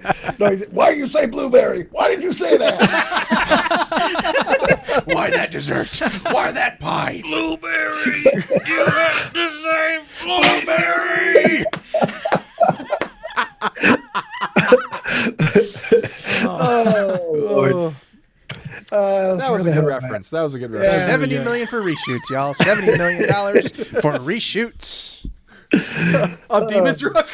Demon's Rook, sure. I was thinking the Snyder Cut. So yeah, anyway, Quasimodo now is a good guy, apparently. He's at Roscoe and Eva's command. So Roscoe says, hey, hunt down the demon woman and kill the rest of the guys. Get up. Go get him. Go get him, you. Just kill everybody. Yeah. Go be the hero we need. Yeah. And, be the hero I'm reluctant to be. Yeah. And so he does. So he leaves the house with a new mission, a new pep in his step. And now we cut to the Bovine Fantasy Invasion, the band that was briefly mentioned in the truck with the 2 girls who end up getting killed by the archer. And there's a party going on. There's a shindig, as the movie would call it. And there's stoners. There's people bobbing for apples. There's close-ups of supple asses. There are there's a lot of new dancers. A lot of body paint. People are drinking. I have to ask. I didn't attend. I wasn't a cool kid in high school, but I didn't attend a lot of parties that had a person with a full-ass metal detector checking you when you walked in. This is a rough part of the country, buddy. Yeah, people Apparently, are like bringing she's in got like like an shivs and entire stuff. actual Yeah. metal detector. Yeah, it seemed of all the things that were, these people could be doing that they're, well, don't bring it as, and they do catch them, but it works because they catch them with a switchblade. Well, yeah. And then they set the switchblade next to a pile of fucking machetes. And so that's true. I think the point is that because as we find out, those get some heavy use. So I think that was maybe just established that stuff is there. But I also wanted to point out, I think I identified 2 of the 3 Bush babes as the nude dancers because they're all wearing like what are those masks called? Masquerade masks. Yeah, masquerade masks. And their bodies are painted. Like I definitely found 2 of the 3, so I felt pretty good about my Waldo search. I also I don't think that this is the case, but did you guys ever watch Community? Yeah. Starburns? Yeah. The lead singer of Bovine Fantasy looks just like Starburns. I got the scene on right now. It's odd how this is turning out to be. But I also think now that you've said that I'm paying more attention to the people, I want to say one of the guys dancing with the mask is the actor who turned into Quasimodo. It looks like his body's shaking, and his body type, and his haircut. Well, so I mean, yeah, they need could a be. crowd. I'm sure that everybody on there. Yeah. This is all hands on deck. Everybody in front of the camera. It's a very sparsely populated party. There are actually more zombies than there are people at the party. yes. So these guys are partying, and the band is funny, and it's playing silly songs. It's a good goof, whatever, and it sets up this Halloween party vibe. And at the same time, zombies. We see the zombies are starting to descend upon the party. And then the demon woman shows up, and she starts doing her standard thing. First she rips open her shirt, and we see that she's got multiple breasts. Oh, that was a weird move. There's at least 4 boobs, could be 6. I'm not going to count out 6. Okay, so at first I'm like, there was no point to that other than just show it. But then it's like, wait a minute. What if she showed up to the party and she's like, gotta blend in, rips the shirt off? And people might have, Everyone else is doing it. And people might have bought it at first. They'd be like, hell, that's a cool costume. Yeah. But she wastes no time getting right to the killing. That's a great looking man in a monster suit. Let me see the zipper. And so anyway, she does the stuff that she's done in the past in the woods and stuff. She starts making these people kill each other in various vicious ways. And then she also joins in. She's killing some people as well. And while all that shit's going down. I guess I'll hop into. Yeah, because she gets real excited. I think she's just loving life, loving being a demon on Earth. I really like the look. Somebody loves something if they do it naked. Yeah. I like right after she rips open her shirt, there is a girl that she possesses, like in the shot right after it. But the girl looks like she's reacting to her revealing her nipples. And it's just very bizarre. And it just feels deliberate by the editor. Well, yeah, it's horrifying. Could not be, but. I did like it in the sequence. One of the first things she does, she possesses the band. Yeah. The very first thing she does when she walks in, before she starts possessing people to kill them, is she possesses the band to start playing. I guess that's a demon rock. It doesn't sound that much different, but this is what she chose. I wish they. Now, the movie is very specifically something, and I don't know exactly what it is. I know that there's a lot of Italian horror written in reviews and the stuff they slap on the box, and that might be what it is. I know Joe mentioned some stuff to me, but I wish they had gone more in that campy area because I love the effects, and it's like I either really need a story I'm invested in or a story that is just so goofy it doesn't matter. And I didn't get enough of either of those. And so it's like every time something like that fun happened, I was like, oh, here we go. It's the moment. And then, unfortunately, it only goes so far. The gore in this fight that breaks out, though, is probably the best in the film, and some of the best I've seen, actually. A few specific things, like someone's got their arm chopped off, and it is probably... You can see, like, a lot of their upper torso. It's probably one of the better, like, arm chopped off effects I've seen. I mean, maybe just the right angle or something, but it was good. Yeah, it's playing right now, and it is good. This is all just really fun. And the music adds to it because it's intercutting. So while we see her killing all of the people in the party, it's cutting back and forth to Quasimodo just tearing through the zombies, doing what he was supposed to do. And he's shredding the shit out of these zombies. He's having his hero moment. Because he's like right outside the barn, right? Yeah. Okay. And it's shot so well, like close up of his face howling and in excitement whenever he's killing these monsters. It's just back and forth. And it's like a good 7-8 minutes of just fun effect stuff. And it's outstanding. especially at this budget level. I love it. I loved it. Yeah. So I would love a crossover film with Ash and Quasimodo working together. Like that would be my jam. I want like Lethal Weapon with Ash and Quasimodo. and Danny Glover. And Mel Gibson, The whole crew. I'm too old for this shit. But that's where my sequence ends. Is Quasimodo kills all the zombies, and then he just howls and he screams out his excitement at being very successful. His pain. He's doing good. I just love it. I was playing right now. I fucking love this guy. I love this character so much. Yes. He's great. He's my favorite character of anything we've watched. I want to like this character a lot, but just knowing where he came from as just like this dumb redneck caricature who meant nothing at all and seemed like it was just going to be a total write-off, and suddenly he We're gonna matters. skip the origin story and just go straight to the meat of his arc. So don't worry about it. But like the film, it's almost like he's the most important character of this film. But the way they set him up, like, there's nothing. They don't even set up like that he's engaged to this woman that he's tragically kills. Yeah. It's to the point where I didn't even know that was the woman he was talking about. Yeah, I had no idea. I think it's a pleasant accident is really what it is. Yeah. I'm sure the intent was not for him to shine. It was just we want to get the monster on monster action, not just Roscoe on monster action. But it's not even that. He has like he has the most like emotional arc of everything. If you watch, there's a post credits thing with him, and he's a sensitive character. Yeah. He's in therapy. Yeah. He gets put in the Avengers Initiative. Oh yeah, wild. At the end, he's just having a nice little moment with the little cat, this little kitty, and it's nice. And we've humanized this gross character who meant nothing. He's probably more human now than he was before he was turned to a monster. Stop talking about Joe. You know, it's weird because I know I'm not that gross. the more you talk about it, the more it's like maybe he could have been friends with Eva and Roscoe when they were younger. Like, okay. You know, maybe there could have been more to it. They could have gone and done a lot more to make him an important character. Yeah. And then that would have made Roscoe's decision to save him actually have emotional weight and make any sense whatsoever. I think he should have been a bully or something to Roscoe as a kid, so that he grows up and he was an asshole, but he has a moment to change, and he actually has an arc, and now he's suffering consequences of that, but now he's redeemed himself.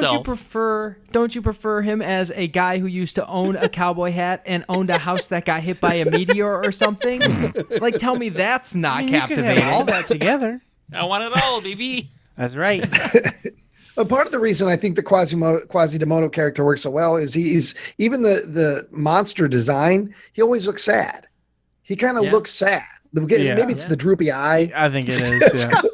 You know what I mean? But like every time he's on screen, and maybe I'm projecting this onto the character because I know that he was upset by killing Barbara and all this, but he just has, unlike the other demons who always look evil and always look badass, he always kind of looks sad and pathetic. He's like Ben Grimm. Yeah. I'm a thing. I used to be the commish. So I wrote these notes before I knew that Dimwos and this other character were two. So we can try to decipher this together. I've got Dimwos kills the other demons because Roscoe controls him? Question mark? Oh, you were calling Quasimodo Dimwos. Is that okay? I was. I think so too because checked out at this point. Okay, so he kills the seduction woman. Yes, he's ripping her horn off right now. That's right. Yeah. Yeah. And then he Shoves it in stabs her with eye. it, which is weird. It's just weird that she could be killed in such a not magical way. Could have been a gun. Could have been an arrow. If the guy with the arrow from earlier accidentally shot her, then she would have died, apparently. Oh, okay. So then she starts using force power on him. Yeah, she's got force healing powers. Or no, she's got force choking powers. Excuse me. Dude, she's healing his sore throat.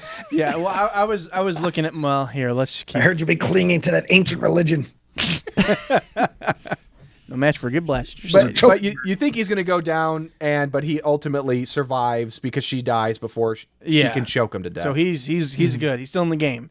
And next thing I have down is Roscoe has force healing powers. Oh, Eva got hurt. Gives right? Eva his power. Right. Eva wants his power. Eva gets hurt, and then that's when he heals her. Okay, I understand. She says, I have written down, share your magic, and then acting next to it. So he eventually gives her his power. Is that right now? Force heal. Yep. It's a force heal, just like in the movies.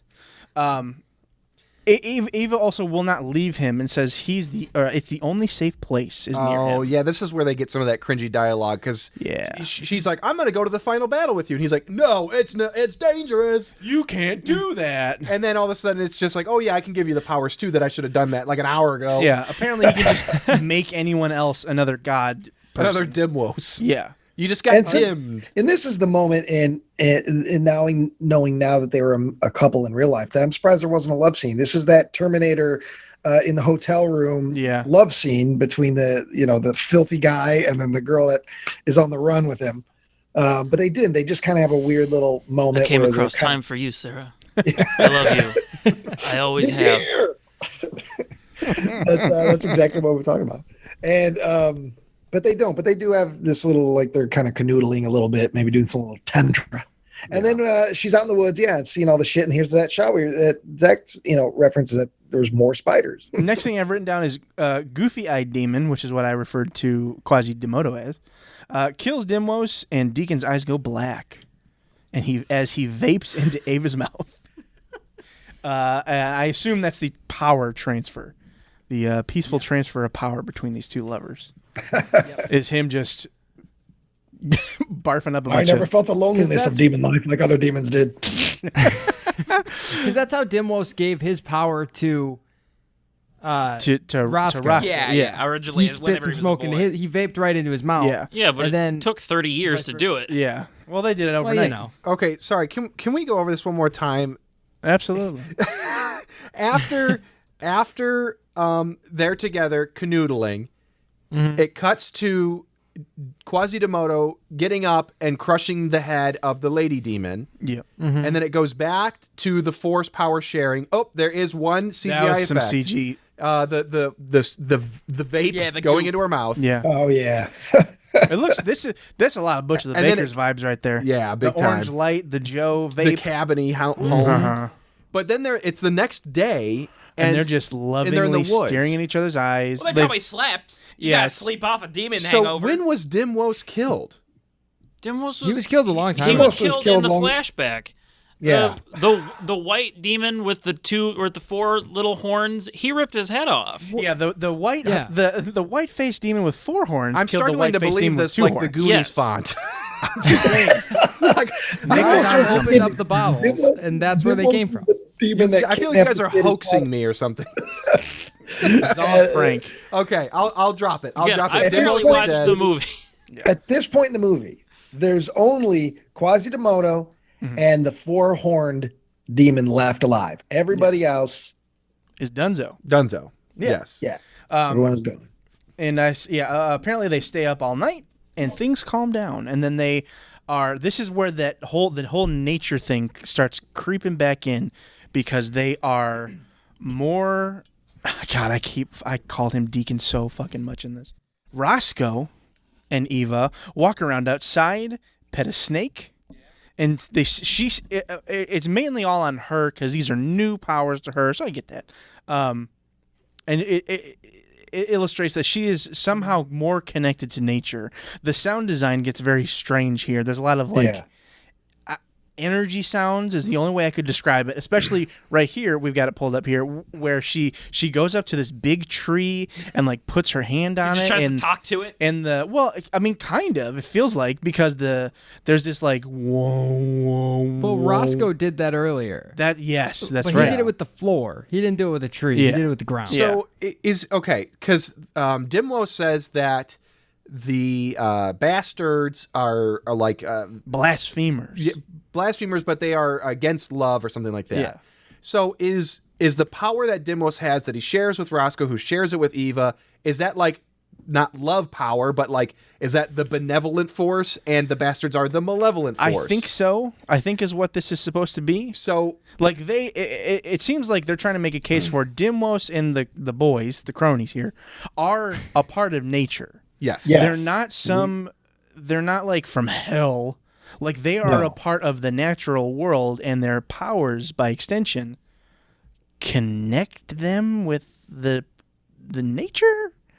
I guess. Well, remember also along this line that everyone's connected, and when Roscoe was a kid and he talks about his mother, it's part of the pancake thing. Yeah. Dimwos says she was your flesh relative or brother or mother. I am, your spiritual one, or not spiritual, but basically saying that. So it's this idea that Earth and Dimwos are connected. Dimwos is actually good.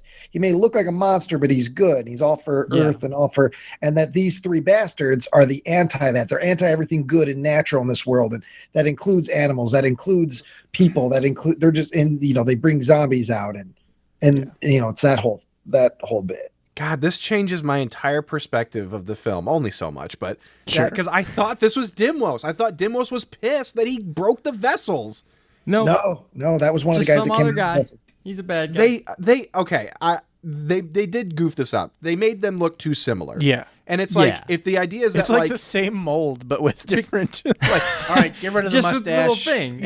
and fiddle with his Only horns. difference is the little Okay, things but on like Dimwos. in the Lion King, like they're all lions. Like Sure. Scar is Sure. looks I like know what a lion is. Scar and Mufasa are both lions, but one is slightly different. We can tell them But apart. they also say different stuff in English, so it's like we don't have to read demon speak. Yeah, they have so like different Mufasa's voices, like, I'm too. the good king, and then Scar's like, Donald I'm bad. Glover or the little boy from Home Improvement, if you're watching the original, and James Earl Jones sound totally different from each other. honestly, Right. it would have helped a lot if we had just seen a shot of the three bastards in the vessel. Just all hopping out. Like, Yeah. But we just do though. After We see him in the background. yeah, they're they're behind Dimwos. Where? I feel But like there's so Tyler and I much had the fog. exact same experience with this movie. Which is just like, we watched it, but like, Did not, we After watch the, it? After But the not vessels really? break, you see all three of them right next to each but other. wait, aren't they in the back, like out of focus? yeah. and they're like they sneaking sneak like like one one light. light. I feel like that gives me some credit here. But I also think you also see Dimwos in that same shot Yeah, behind you do. them. Yeah, you do. Dimwos is in the foreground. Well, And the You guys have the Man power of my beast. Ritalin? and the Watch one the that film? rips his head off is the one we're talking about now, and he's There's holding his the- head and he talks. There's the key shot is that there is a close up on Dimwos' severed head Yeah. being carried by this demon. that Listen, you see hey, But fellas, Dimwos and that fellas. demon look similar to each other in the same way that the female demon and the pointy-headed demon. Yeah. did. Yeah, I honestly could not tell them apart. Even after watching one of the demons get blown to bits, I thought that was still the one at the redneck beach party. I mean, who suddenly full had disclosure here. breasts. So Yeah. those are the ones I was confused on. Full disclosure, I thought there were two demons in this picture. And also the- Quasi-Demon or two bastards. It's called well- Man Beast. Demons come in Oh, threes. man beast. He's called Man Beast. He has a name. Man Beast. Okay, The main I point of apologize. contention I was keep fucking this up. I am in the exact same boat with Tyler for Dimwos and the other guy that looks like Dimwos, because I thought the exact same thing. I thought that was still Dimwos. I know, I remember him seeing him get his head ripped off, but That was just a prank.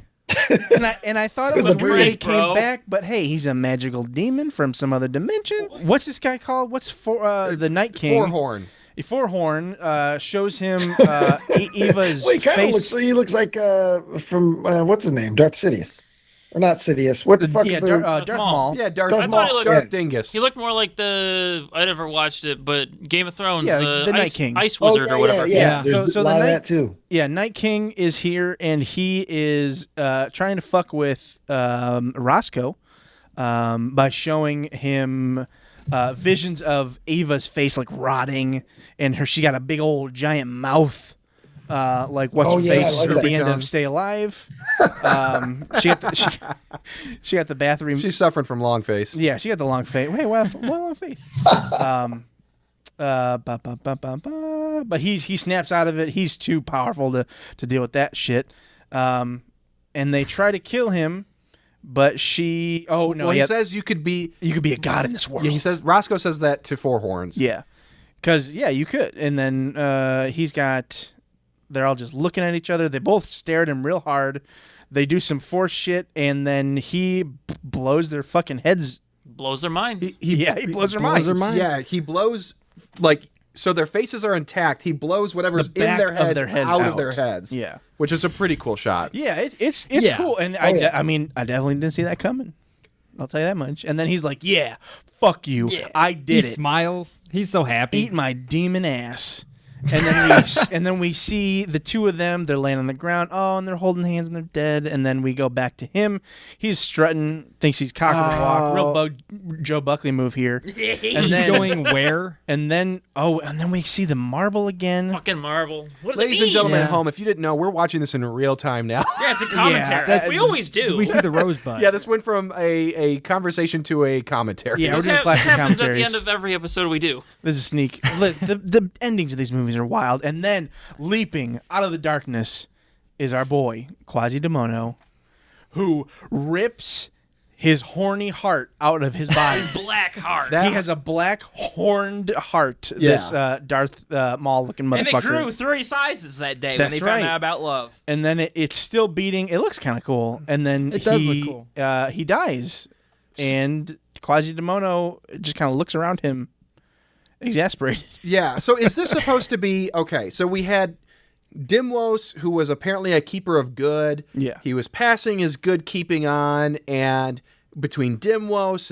and Roscoe and Ava, then we had to have 3 bastards, and they all neutralized each other. Yep. And so now it's balanced again. Is that what we're supposed to take away from this? I guess, except for Quasimodo is just fucking running around there petting kitties. I mean, that poor guy, he is going to get fucking lit up by the FBI. Like, somebody's going to see him in their backyard. He's in fucking Georgia. He's not gonna make it to the FBI. I'd like to see them try.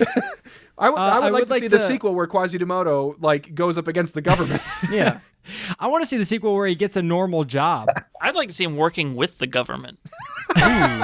They use him as like, A weapon. like the Weapon Yeah. X program. I'd like to apologize to Tyler at this point because I don't see Goonies font. I'm on Team Tyler with the Oh, font come thing. on. Thank you. Come Sorry, on. Nick. This- I'm sorry, Nick. I'm on in my fuck- head. I'm you, on, you I'm on Team swayed Nick. me. This is not. Overruled. This is not the logo in question. Judge Joe is on the case. Yes, it is weird that there are 2 different logos, Joe. but there are.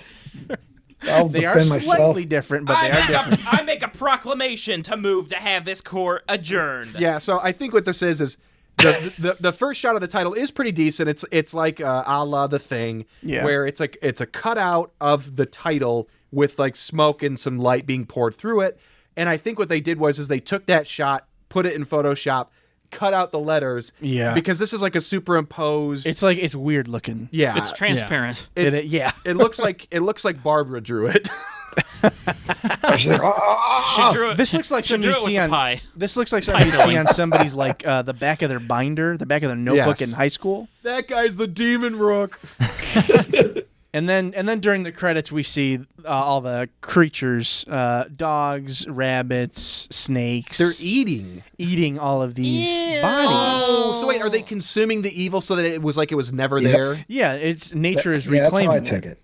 Okay. Nature's kind of cleaning up. Yeah, the nature aspect is interesting, and Guys. I kind of wish that was more Guys, to do in the movie. I'm oh, no, worried Nick, that we what? might be doing that thing where Where we we're give a thinking film way too hard? much credit and assume that the filmmakers had Now- done these things intentionally. Now I Well, I mean, understand. instead of just having access to a big snake and thinking it would be cool to put it in a movie. But they did have to hire a rabbit wrangler. I also think that this movie would think way too hard about specific things, Maybe. and then not about like normal things, about like How people talk to each other. or how a story hangs together. But they're like, no, man, it's like the nature is like a part of it. Like Dimwos is like a piece of nature. Yes. But like, We're all nature, man. yeah, it's that and nothing else. I think they thought way too much on that, and not like Character hey, development, or- we should have maybe our lead characters can have some character And there's like a development here. marble, and like the marble What the fuck is the represents marble? Marble Marble. represents like their past and their future, It's all like and it was hidden away, just like Roscoe was. He was hidden away from the world. Oh shit! Is that Roscoe? Is Roscoe a marble? I don't know, Well, he's man. big Yes. and round. Is it a Tell me. fushigi Roscoe's ball? a marble. It looks too big to be a marble. Okay, so it's the mother's womb. Mother guy. Okay. Inside That's what I the get. marble? The mother's womb is in the earth. This is Earth. Mother Okay, Nature. Earth has Roscoe, has Dimwos, and the demons. On Yeah. fucking Mars, let's say Mars is populated. They got other guys. There's a womb inside of Mars, and that's the nature of the universe, of the cosmos. Okay, that makes a little bit more sense to me. So does the marble? And then we see it again at the end there, and it's when they're lying on the ground, and their hands are clasped together, and then we kind of fade into a shot of the marble, and that marble is like a circle around their hands as they superimpose. That, I think, to Nick's point, is maybe a coincidence that it lines up. I don't know. I would assume it's intentional. It's gotta be intentional, I would think, because it's not perfect. Okay, that's the one that has like the lights in it or something. But then, as this next shot continues, where it fades back into their hands like clasped, like they squeeze each other's hands, like they're coming back to life. Oh yeah, Because they're here, right here, they squeeze like they're coming back, and then it's, and then just give me that horny heart. But then I noticed this, that like when it zooms, or like it's like panning over Eva and Roscoe's body, his head is all covered in light, and I can't tell if that's just because the sun was peeking through the leaves. Yeah, or is that intentional? Or if it's supposed to be the light that he emits because his head exploded or something. I don't know. Is this a Jesus thing? I think Nick's right. Like, I think that was the Goonies font. No. I think Nick's You right. son of a bitch! I was going to give Now you that I bonus think about it. points on your movie. Now that I think about it. Ryan, the foremost horror expert of the old times. Oh, all times, maybe. So everybody keeps saying it. Well, not everybody, but like in some of the reviews that are on the box and on IMDb, people talk about 80s Italian horror cinema. Yeah. Okay, so is there some truth to that? Is that why? Because I'm gonna jump the gun here. I'm gonna go Malevolent, not hard Malevolent. As much as I love the effects, I was bored. I was like 50% bored, 50% excited, and that was enough to. Unfortunately, as it sounded, I did not pay close enough attention, and I wasn't even playing on my phone. I wasn't doing work. I was watching the movie, and I fucked it up. So I think that I was hoping to be educated in that this is what Italian 80s cinema is like. You get these slow droning moments, and then you get these bombastic moments of action. So please fill me in. Well, there's two different things going on. So if they're trying to say this, the people that are saying this claim, because I'm a humongous fan, connoisseur of 70s and 80s Italian exploitation stuff, especially the low budget stuff like this, the zombie movies. I did not catch very many references visually, story-wise, that I would say, ooh, that's just like an Italian film. If they're talking about close-ups, like a lot of times when you watch Fulci or Argento or any of these guys, they tend to have extreme close-ups on the tearing. A throat gets ripped up, and you get a real close-up shot of the heart being stabbed or blood spurting out. And if that's not inherently only to Italian horror of that time period or giallos or anything like that.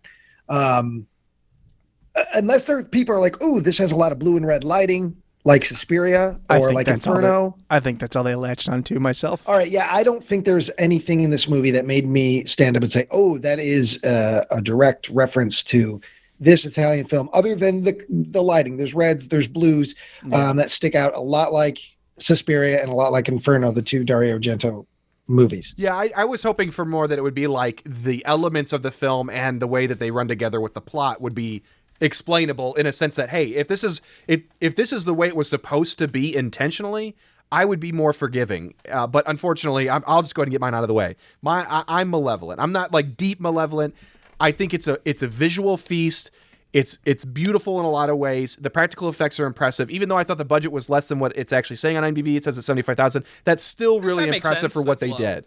And so, but it's like, the story sucked me out. Again, Four Horns and Dimwos, I apologize, guys. I thought you were the same dude. And some of the dialogue and some of the acting is pretty contrived.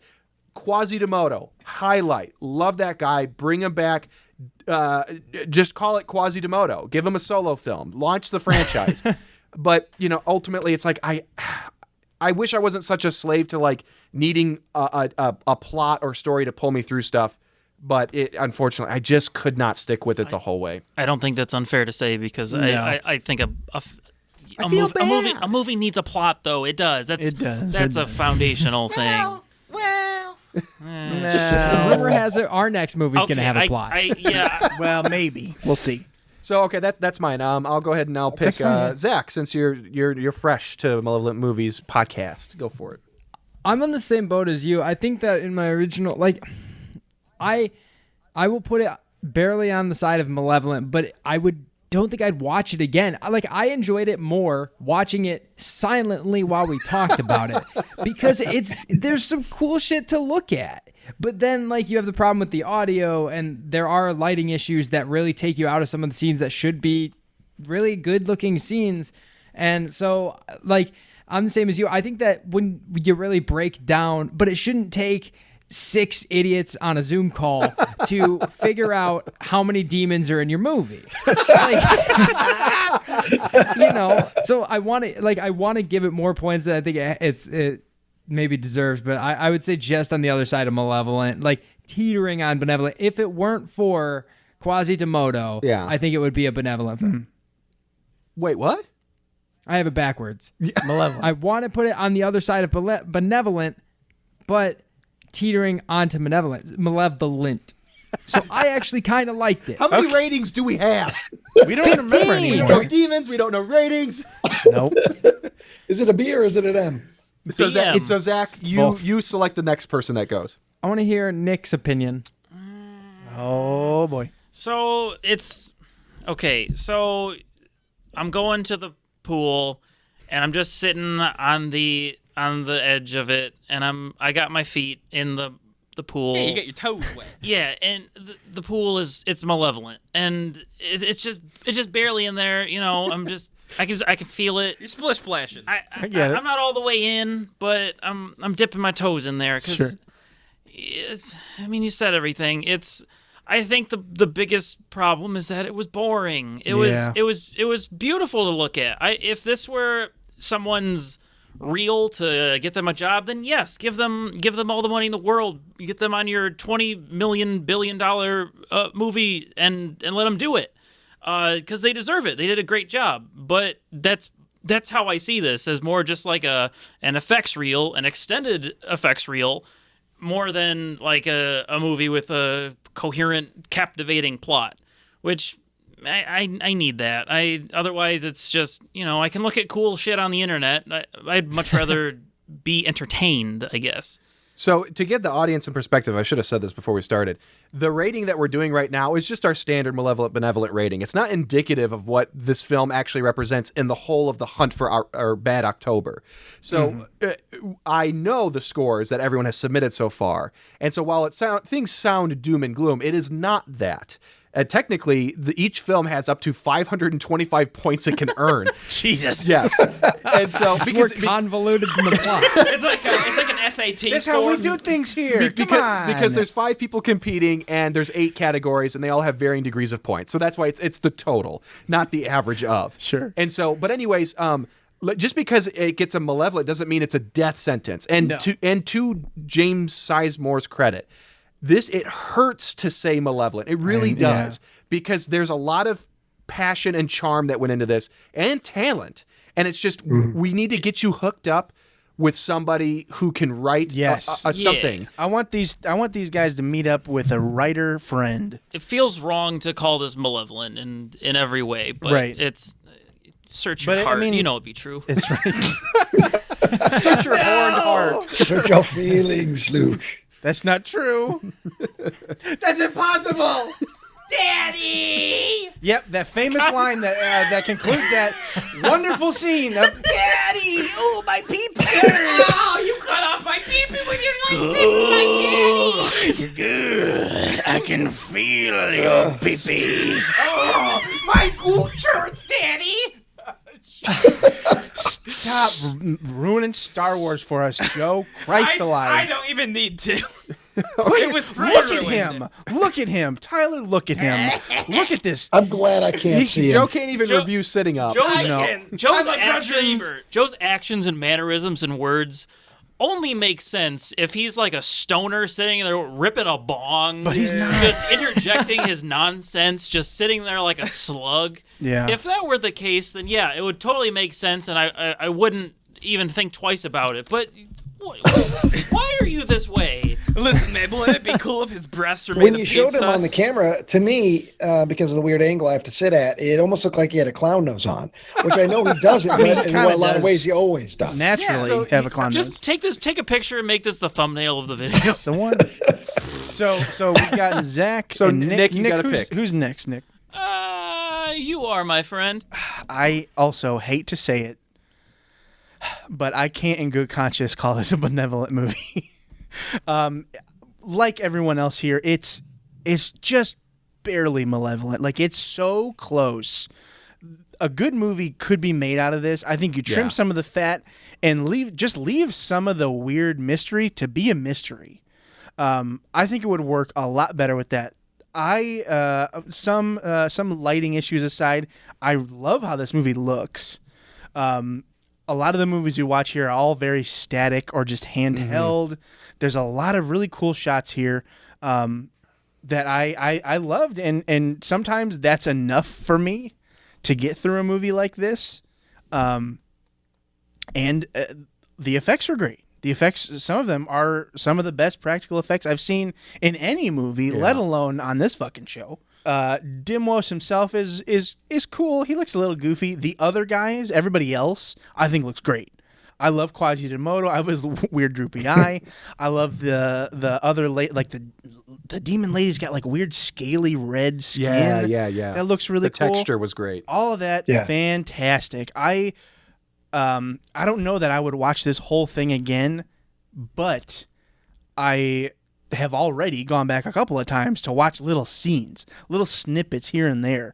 Like, I want to watch that like roadside archery battle thing again, or I want to watch the shindig again. Yeah, that was great. That kind of stuff. It looks so fucking cool, and it's a shame that this movie is kind of long, kind of boring, a little meandering. It's a real fucking shame. And it gets off to a very slow start. Yes. Those first like 20 minutes, there's a lot of Roscoe as a kid and as a man just walking. Yeah, there's a lot of that, and also that's where the bulk, in my opinion, of the audio issues are just on full display. Like, there's those hard cut audio cuts in the first 5 minutes, and I was like, oh boy, this is gonna be a long night. But thankfully that subsides. So yeah, I'm gonna say, just like everybody else, just barely Malevolent, just a little bit Malevolent. My girlfriend loves to watch, without watching the movies, which drives me crazy, she loves to watch those YouTube kill count movies. This would be perfect for that. Yeah. You would get like 40 minutes of a kill count for this film, and that would be a blast to watch. Yeah. Perfect. Yeah, the cut Let's do together it. scenes. Yeah. Maybe that's what we can do next. It just ain't working. Joe, what do you think of Demon's Rook? Well, it's interesting that you bring up the intro with him as a kid. I think that, like, if you cut that out, like, nothing would be lost in the story. You could just have it like a little boy goes in a hole, and then you wake up to him as like an old man. Like, Oh, you could have just showed that stuff like really cut up as a flashback when he learns the truth. Yeah. And so you could have chopped out at least 10 minutes of like bad stuff out of this movie, and that wouldn't have actually affected it. Yeah. But I'm a big fan of the kind of apocalyptic kind of genre where basically just like shit happens, everybody dies, it's over. So I did like that in that aspect, because I'm a believer in, like, once you commit to doing certain things, like in a movie, like you're either like you're going up against the police or you got like a monster chasing you or something. Basically, everybody should die in the end, because you wouldn't really get to live past that and be able to stretch the belief of that happening. So I do really like that they killed off both the protagonists and basically everybody in this town and the demons. Yeah. So Okay. I'm actually going very mildly benevolent. Oh, All right. Yeah. All right, great. Very good. Ryan, that's just you left then. Oh, God damn you, Joe. Did God Joe damn take you, everything Joe. you were going to say or something? No, but he and I are the only two that are giving it the old benevolent. Oh yeah, we agree exactly. We're the same You person. two men with no brains. You two are linked forever. The man with no brain team. Two Might as well sides of be the same twins. coin. That's right. That's right, Batman. I'm the coin riddler. But here's the thing, Ryan. I don't have an issue with you doing that. No. I don't think this is. I wouldn't consider this a bad movie. If somebody said to me, "I want you to give me a list of 10 bad movies," I wouldn't. I wouldn't think this movie. This wouldn't even cross my mind to be a bad movie. That doesn't mean I think it's a great movie, and that means I think it's barely a good movie. But I'm going to also go as far as to say, outside of Overlord and the two LaMartina movies, we haven't watched a movie on this channel that I enjoyed as much as Demon's Rook. Yeah. I agree with all the issues though that it has. I wish that these guys would have got a real cast instead of just being the director. I'm also going to play this, and my wife's going to play this, and all that. I wish they would have had a real cast, and I wish the script would have been written. I wish someone would rewrite this script. I think there's a lot of great ideas. I think there's a lot of Pan's Labyrinth and references type of thing, and as well as Nightbreed. There's a lot of good. I see a lot of good in this damn movie, and which I was so surprised about, because the trailer, when I saw the trailer, I was like, okay, there's some good stuff in here, but I saw a lot of stuff I was like, oof, I don't want to watch this. So I was very pleasantly surprised. I wish if they could shave 20 minutes out of it also, somehow. I didn't, yes, the beginning is slow. I didn't 100% hate it. I wish they could have shortened it a little bit. I liked that it was building up this, it had the music and the kid with the monsters and drawing the monsters and his mother and all that stuff kind of built this weird Amblin 80s childhood thing that I think they were maybe going for. And I like that. I wish there would have been more excitement with the killing of the parents and then him going into the hole. That was very kind of throwaway. That should have been the first action scene of the movie. Should have been this destruction of and in the hole, and then few years later, like you get this charged up exciting scene, and they didn't do that. He just kind of walks into this hole and is like, smoke coming out of it. I guess I'll crawl in it. But I love the imagination. Even if the script was a mess, I like that they were trying to create this lore. They were trying to do something in this regional low budget world that wasn't like, hey, I'm just going to do my version of John Carpenter's Halloween. I'm just going to do my version of Texas Chainsaw Massacre. There was thought put into this. Maybe a lot of that was, I feel, because they were trying to build a reel. So they had to have imagination. They wanted to come up with monsters. But again, I walked away from this really enjoying the movie. As far as rewatchability, I could see myself revisiting this again in a year or two, or it's not going to be something I watch every year, but it might be something I throw in around Halloween in a couple of years again, just have it on, and because I enjoyed it. It had a vibe to it, even if it was boring in a lot of spots, because I do feel it needed some tightening up. Essentially, I'd love to see this director be given more money and a better script and a real cast, and I'd love to see what he could do, because I think there's a lot of talent. Initially, I would have said, I don't think I ever really want to watch this again. But I think amongst a group of friends, it could be like one of those tradition films that you slowly start adding on, because a lot of jokes came out of this, out of our confusion. And it's like, well, even if that's the basis of it, that's not a bad base to start with, because then you can learn more as the film goes. There's another reason to watch it. If you're just morbidly interested in, okay, what did I miss? How were there actually 20 demons? Let's figure this shit out. And then it's something that could be, you get your own jokes out of it, and it could be more enjoyable. So, I think if I watched it again, maybe my rating would grow a little bit, over time. But I think that's an investment. You have to be willing to make that investment, both in the initial watch and beyond. Thanks, Trevor. I mean, I would have probably never watched this, is the thing. And now I'm glad I did. I really kind of liked it. Well, good. So everybody that's participating has filled out their score sheets. You get one opportunity to adjust your score. Does anybody feel like they need to adjust the score they've already given?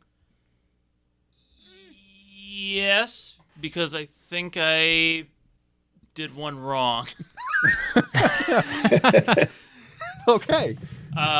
So if I'll have another opportunity to reevaluate that, I'll take it. Yep. You got to do it tonight, though. Okay. You got to do it tonight because you can't go home and watch it again. It's based on this discussion. Yeah. I'm the rule maker. Damn it. Yeah. Let's go. These are dimwos. I'll spank every single one of you guys. Yeah. And I'll be his spanking assistant. Don't make me into four horns. Yeah. Can you imagine what the Buckley demon, Buckley monster would look like?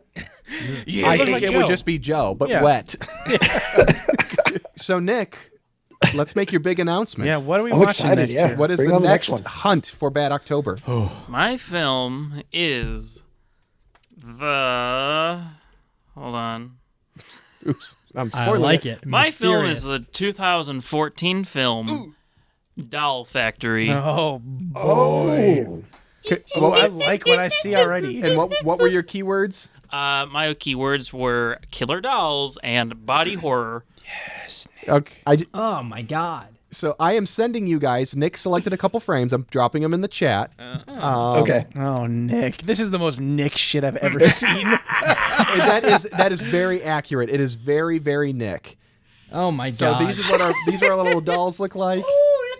Dude, what the hell? They kind of Do look we like know Joe. the budget of this? They Just right out the absolutely gate. look like I Joe. wanna know don't the believe I budget look of like the Joe at doll all. You're factory. gonna have a good time. Here's the IMDb synopsis. A small Texas town is terrorized by evil possessed baby dolls. And that's it. Great. That's all I need. Alright. That's all your you need. lead-in, gang. That's all you need to know. All right. Thanks, everybody, for tuning in once again to Malevolent Movies, the podcast, with the first special episode of The Hunt for Bad October. Again, our movie was Demon's Rook. So if you liked what you heard one way or the other, make sure you check that out. And our next movie, if you're following along and want to watch it with us, is Doll Factory from 2014. And Demon's Rook is actually free on Tubi. Is Doll Factory or? I believe Doll Factory is on Tubi as well. Yeah. You can Yep, just yep. watch everything on Tubi. Jesus Christ, I actually already have Doll Factory was in my my watch list. I don't know when I put it in there. It's in there right now. Well, that was a Jesus. dark night, Ryan. You were blackout drunk. I think there's got to be a reason. Maybe I know someone who's involved in the damn movie. I think I'm Facebook friends Stephen with Wolf. the director. Stephen Wolf. I am. And okay. Well, All there right. you go. Perfect. Well, boys, let the hunt continue. Yes. Yeah. We'll see you soon.